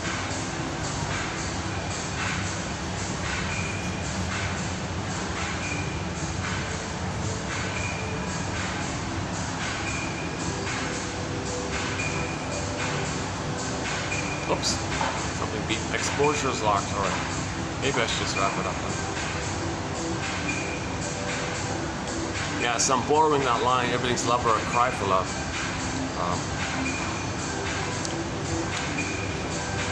Back to 2822, the Friedman one. The shrink said to her, "Women bring love or hate into this world. The hand that rocks the cradle brings love or hate into this world. Mother loves the baby. He has his embodiment. He expresses his uniqueness. He's bringing love in the world. Mother hurts the baby. Sees the world in a hostile way, provokes it to see it that way. And he's angry at the mother. Now he's always filled with hate. Mothers, women bring. Now why? Why are so many women bringing hate, either love or hate, into this world? So we gotta understand this issue.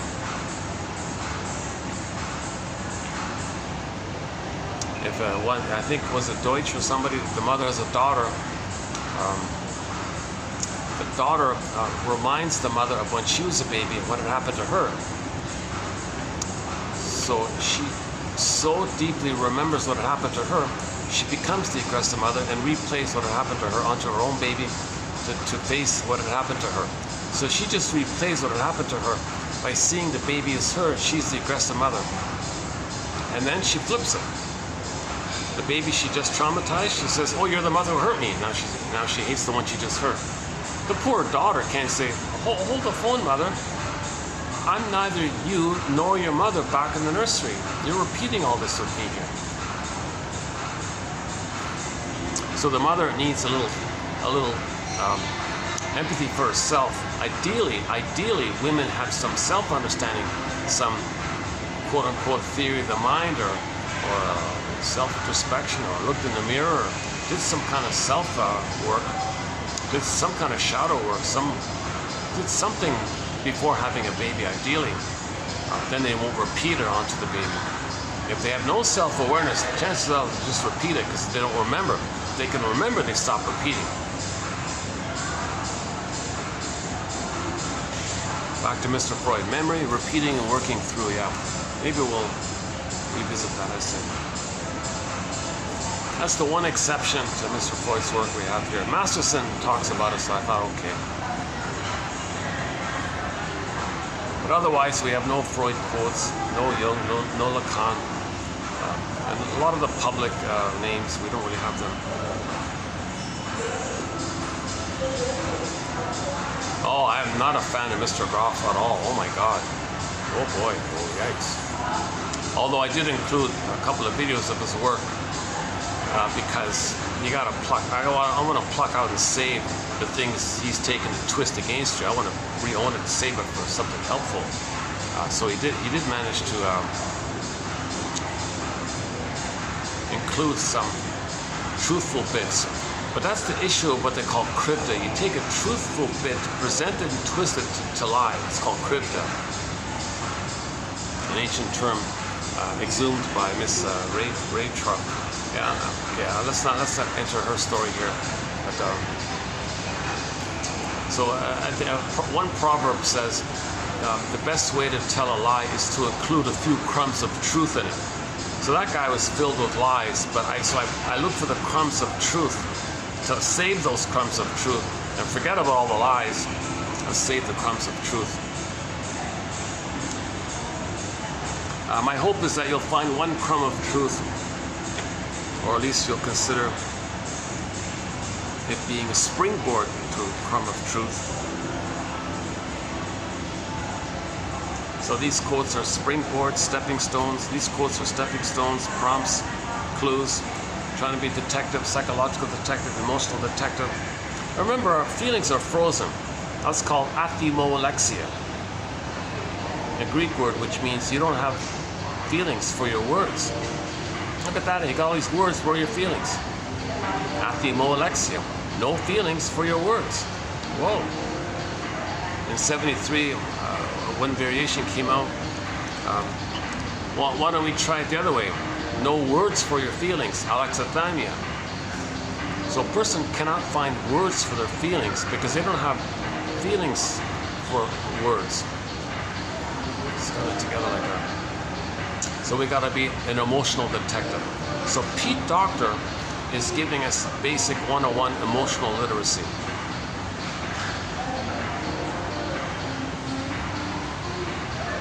So in the first film, 9 years ago, 2015, you saw the basic 101 about feelings. Your primary feelings, which joy and sadness represent, put a circle around joy and sadness. And the survival brain sensations when the amygdala is flared up: fear, anger, disgust, anxiety, psychosomatic symptoms, shame. Okay, the deeper survival area stuff. It's visceral sensations. Okay, so you got the two sets of feelings. We're mainly meant to operate at the console, have joy at the console. Joy is meant to be at the console. The serene, inexhaustible fullness of being. If you have your beingness, joy is the natural animating emotion there. And joy can step aside to let sadness run the console to admit a loss. That's not painful. It's not too painful, really. It's when you don't feel sadness, that's the pain. Pain means you don't feel. Then you got tension, you'll blow off steam. That's not healing, blowing off steam. So an inside out one, joy and sadness got zooped away. Fear, anger, disgust were at the console. What a pitiful life for a person. Always to be angry and like that. So you got to get back joy and sadness to the console. First sadness, then joy. All of the joy for which you pray is 100 tears away, sings the singer of Under Shepherd. I'm searching my soul tonight. Yeah, that's that one. So if you want to find your soul, 100 tears away. All of the soul for which you seek is 100 tears away. And inside out too, same pattern. Joy, sadness. I got zooped down. You want to get it back. Inside Out 2 is excellent because it expanded on the basic first film. It expanded it and included way more material. Repression, free association, and the abreaction, and the healing of the new sense of self that includes both and, not either or. That's the transition from the paranoid schizoid position, either or, called splitting, and you want to get a one that holds the two, third side of the coin. Of the depressive position, ambivalence, and from there you have empathy for self and others, theory of mind for self and others. You can understand your parents as well.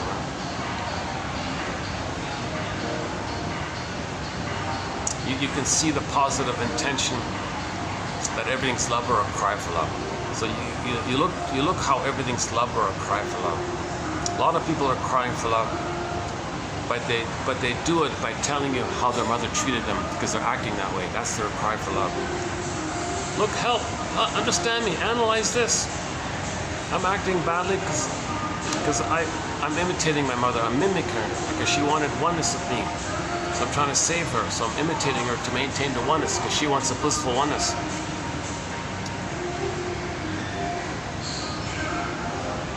How's the noise? Is it too loud with the music? The background noise? Can you still hear me okay?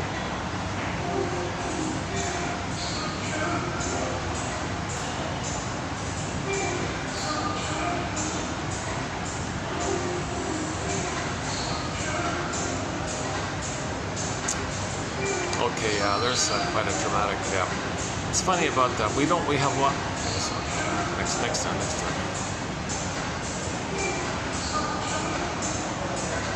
See, the issue of mirroring. Babies are meant to have the experience that, in particular between up until 18 months, where the mother looks at the child and says, I see you, how wonderful you are, look at you, that's awesome, that's amazing, you're great, you're awesome. That whole kind of area, that's called mirroring. If the mother can see the child, he remembers it, sets in, he can see himself. The mother's present for the child, he'll be present to himself. Mother soothes the child, he'll soothe himself. How the mother treats him, sets in, he'll pick up on it for himself like that. If that's all missing, see, it makes the person neurotic. The only way out of it is the mourning, the story, there, the medicine.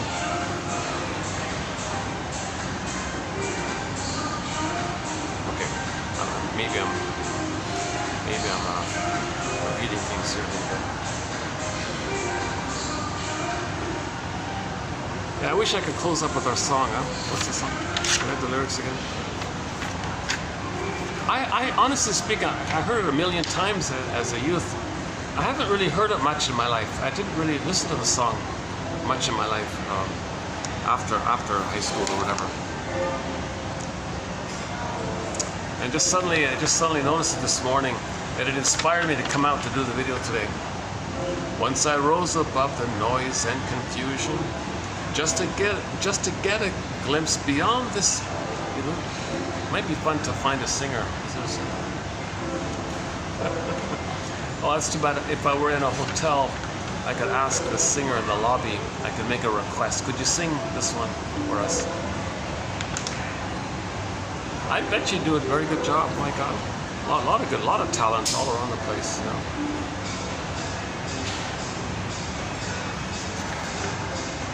My first quick glimpse to see who covered the song, it was pitiful. I couldn't find anything except for Alyona Yaroshina.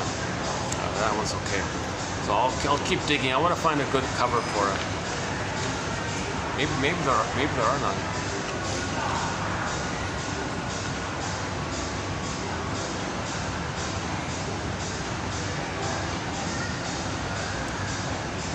Now your life's no longer empty. Your soul is waiting for you. You are waiting for yourself. You are what you're looking for. You are what you've been looking for. You're waiting for yourself. Then you're no longer empty. Okay, let's continue this topic in the next video. Yeah, so thanks very much. Our theme song to 1001, Windmills of the Mind, is Katja Epstein's German cover of the song Windmills of the Mind. It begins with the bass tuba. It's a great song. I love the song. It's our theme song. Thanks very much. You gave the mission once again to read the quotes here and pluck out one, send it to yourself, write it down, discuss it, make a note of it, let it percolate, revisit it, just do something with it, and maybe if it does lead to a dream, okay, when you do that, it might lead to a dream, then when you wake up, okay, you take a sequence that you remember and free associate by it by asking yourself, what does this scene remind me of? And write a little more about it, and you're good. And that's the cycle you do every day. Okay, the sun and the moon like that. Okay, Apollo, Dionysus. Wow, sun and the moon, yin and yang, Shakti Shiva. You do this unconscious, conscious, unconscious, conscious, like a cycle like that. And as you do that, you bring up more to your conscious, accept more of your unconscious, and you want to be more inclusive, where you accept yourself. What's repressed wants to come to acceptance. Now, what's repressed? Your beingness is repressed, so you want to be able to get more and more of your truth.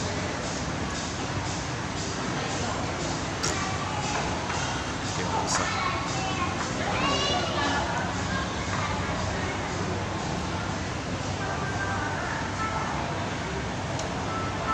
Okay, any last final thoughts here?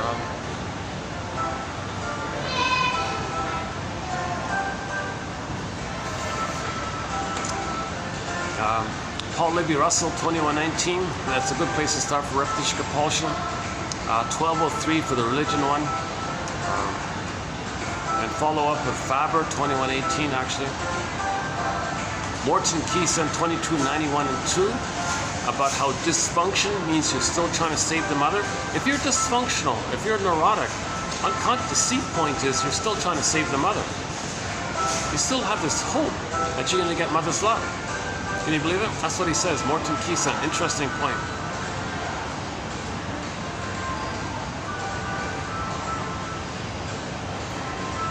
Oh, interesting. Interesting person coming down that escalator.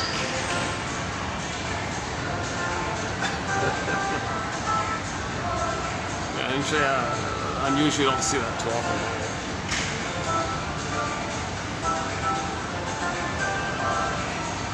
We're all unique, yeah, see, we're all unique, right?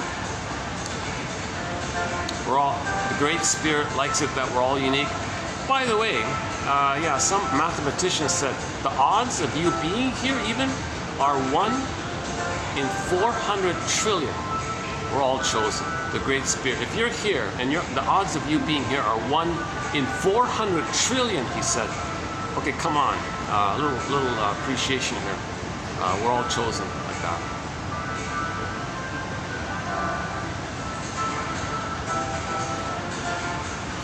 Carry on.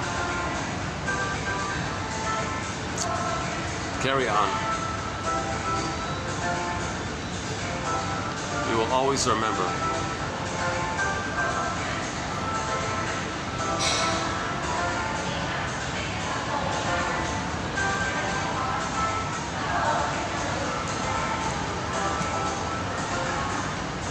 Yourself, your true self, your authentic self, your beingness.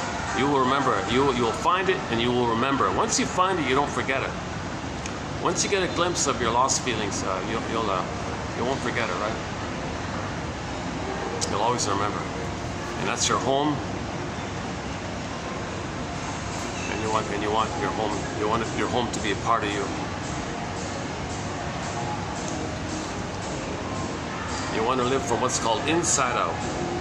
Another way to use that phrase inside out is if you have your inside, if you're connected to your beingness, your inside, being, moon, being, dark, okay, Shakti, yin, your beingness, If you have your beingness, then your doing, your outer, your masculine, is normal, healthy, inside out. If the beingness is frozen, you just come to survival brains, excuses, you're grasping on the outside to change the past, to give you you're not making sense. But interpret your confusion as a cry for love.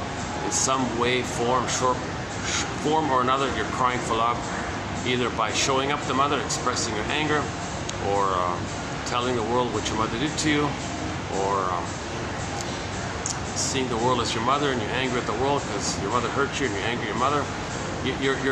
These are all kinds of cries for love. Everything's love or a cry for love. So interpret a lot of things, interpret a lot as a cry for love. And if you don't like what somebody's doing, get back to 2022, well, that's their defense against fear. They have some kind of fear, and they're in defensive mode against it. So if you don't like it, at least see it from their side, that they're trying to protect themselves from their fears. And if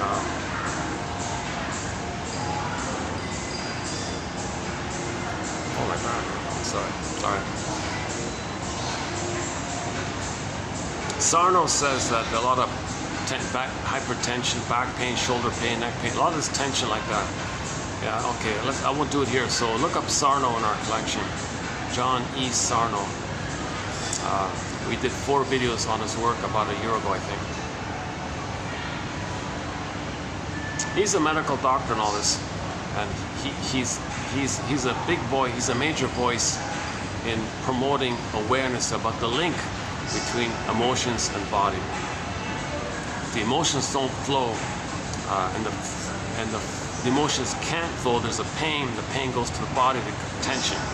He says a lot of this back pain like that, for example, is your original cry, scream to the mother. That's the body's holding it. It's tense like that. It's always holding it. Johnny Sarno, yeah. Capex is sort of I think my favorite quote is Capex. A guy named Franz Alexander sort of started it a while ago. But this issue of psychosomatics has been around a long time now. Water ties. feelings of the body.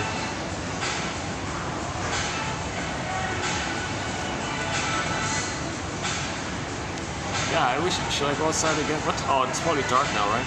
What is it? 6:57.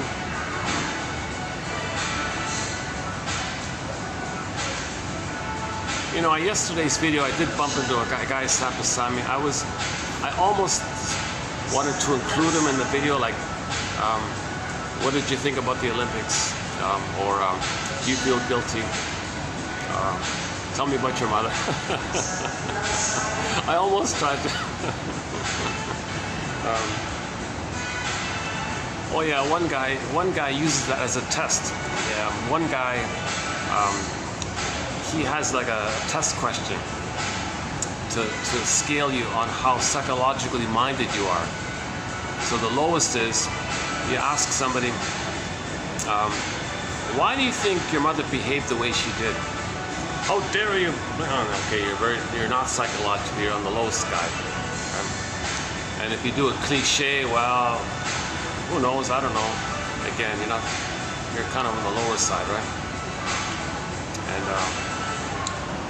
so the higher end of the psychological, he called it like the reflexive function, being reflexive, like self-reflection, having the reflexive, observing, what do they call it again? Mentalizing, so-called mentalizing, understanding others' behavior, the positive attention by their behavior. So that he does that as a test. He would ask 10 people, why did your mother treat you the way she did? How dare you? That's the lowest one, right? Attacks you. The highest one would be, that's a very good question. I have given that some thought. And I recall a pattern in childhood when I would try to talk about, or I'd want to talk about something, but I felt afraid. And I think she would criticize me by saying such and such. And why she would do such a thing, maybe it's because she relies on me to be a steam builder for her or something. She has a lot of hopes and dreams on me, and maybe she's expecting to, I don't know, maybe if you're in that area, maybe you're midway, maybe I'm sort of in the middle like that. I don't know what qualifies as the highest one, but this last point, I just heard an interview with, what's his name? Howard something. Steele, is that right? With the E at the end. He was interviewed. Oops.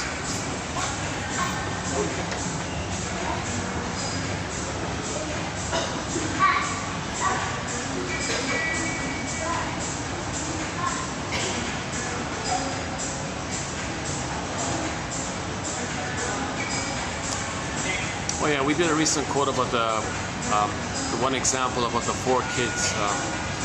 What's her name again? Sharon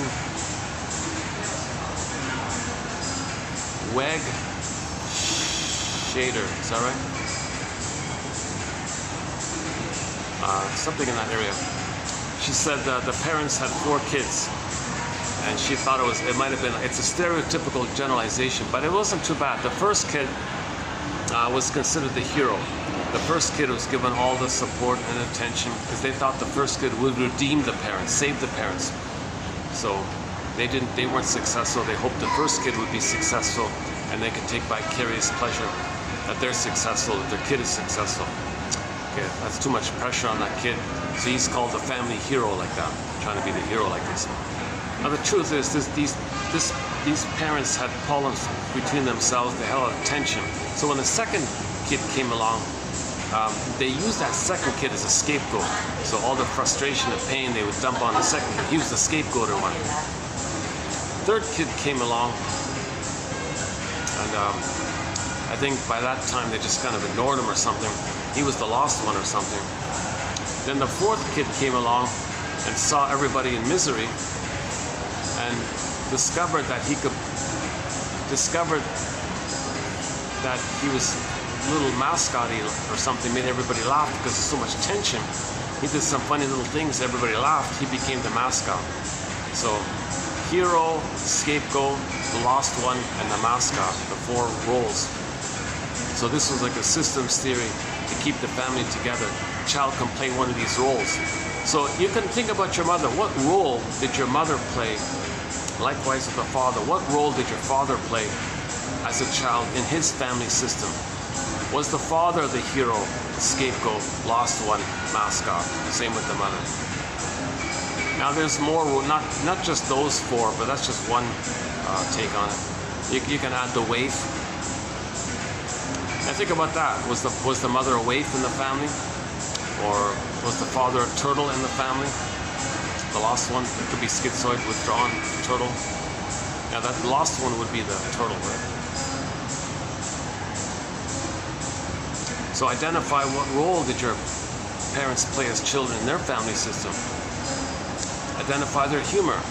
If it's black humor, if it's morbid humor, morbid gaiety, schadenfreude, that's a sign of trauma.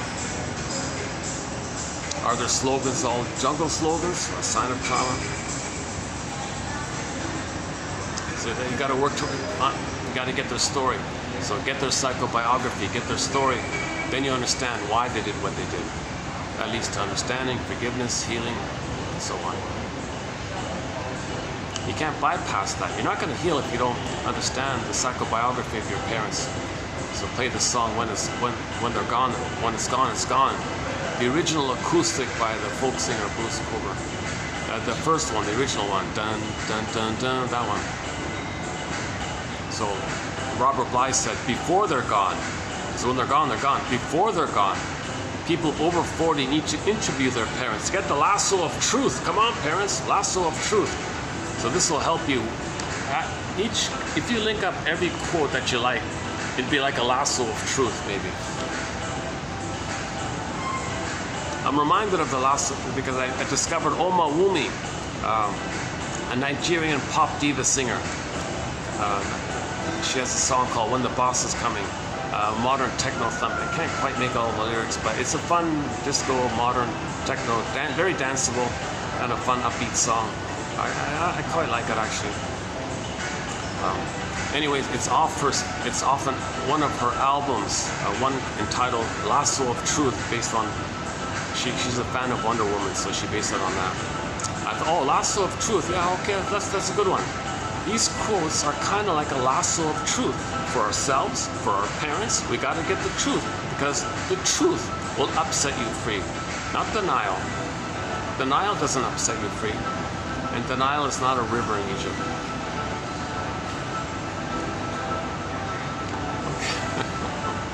The most recently added joke to our collection on our humor thread is one guy, Jay Berman, said, if you take pleasure mocking psychoanalysis, you're a Schadenfreudian.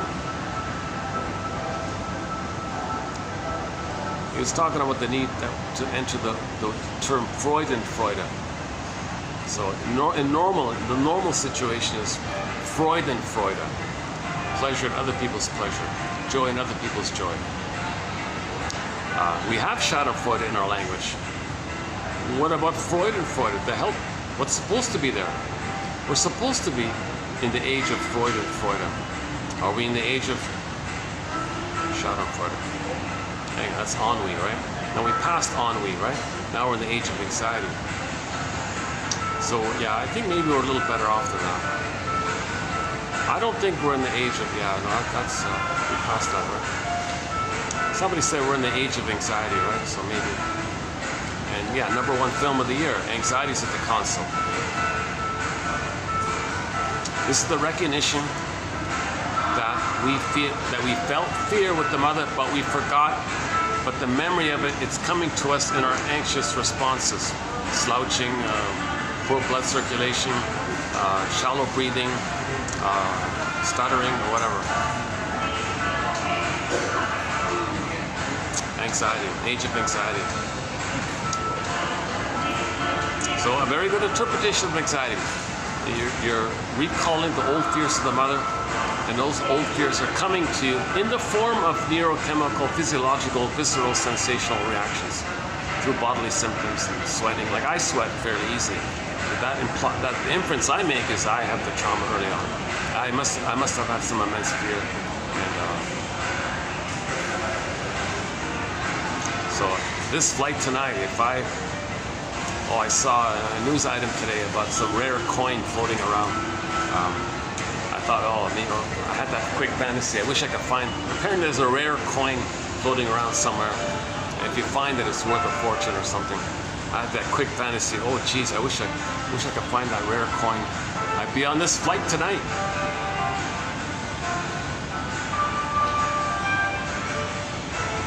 Well, first I'd buy a nice place, and then I'd go on this flight tonight.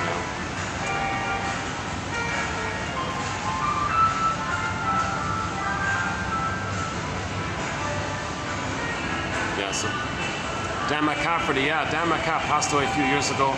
Yeah, great singer. Enough Love, we got that song on the soundtrack. The live one, Enough Love. Of course, Love Hurts. And Enough Doesn't Hurt. He means transference love, another topic. That's a whole topic there. When somebody in the present reminds you of the mother, and you transfer that pain with, and you transfer that relationship that you had in the past that froze up, and revive it up in the present, because the person in the present triggered up the past. So that's called transference love. Now, embedded in the memory with the trauma with the mother, there was a blissfulness that we forgot. So that's flared up when somebody reminds you that. So that's called transfer love. You don't even know them. Love at first sight, spellbound, all this stuff. Puppy love, infatuation. That's the chemistry of the blissful oneness that you needed.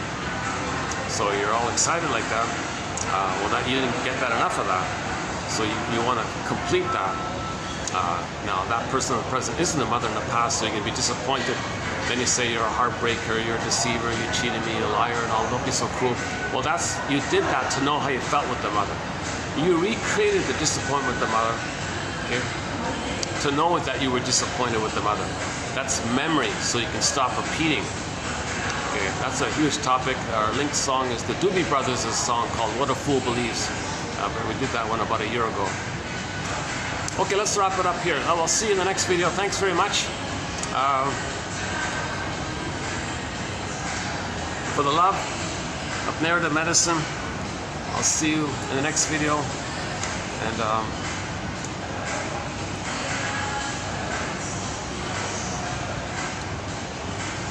no final joke, no, nothing. Coffee. Oh yeah, for the price of half of one of these things, you can get the collection. The link is below. Thanks very much. I'll see you next time. For the love of narrative medicine.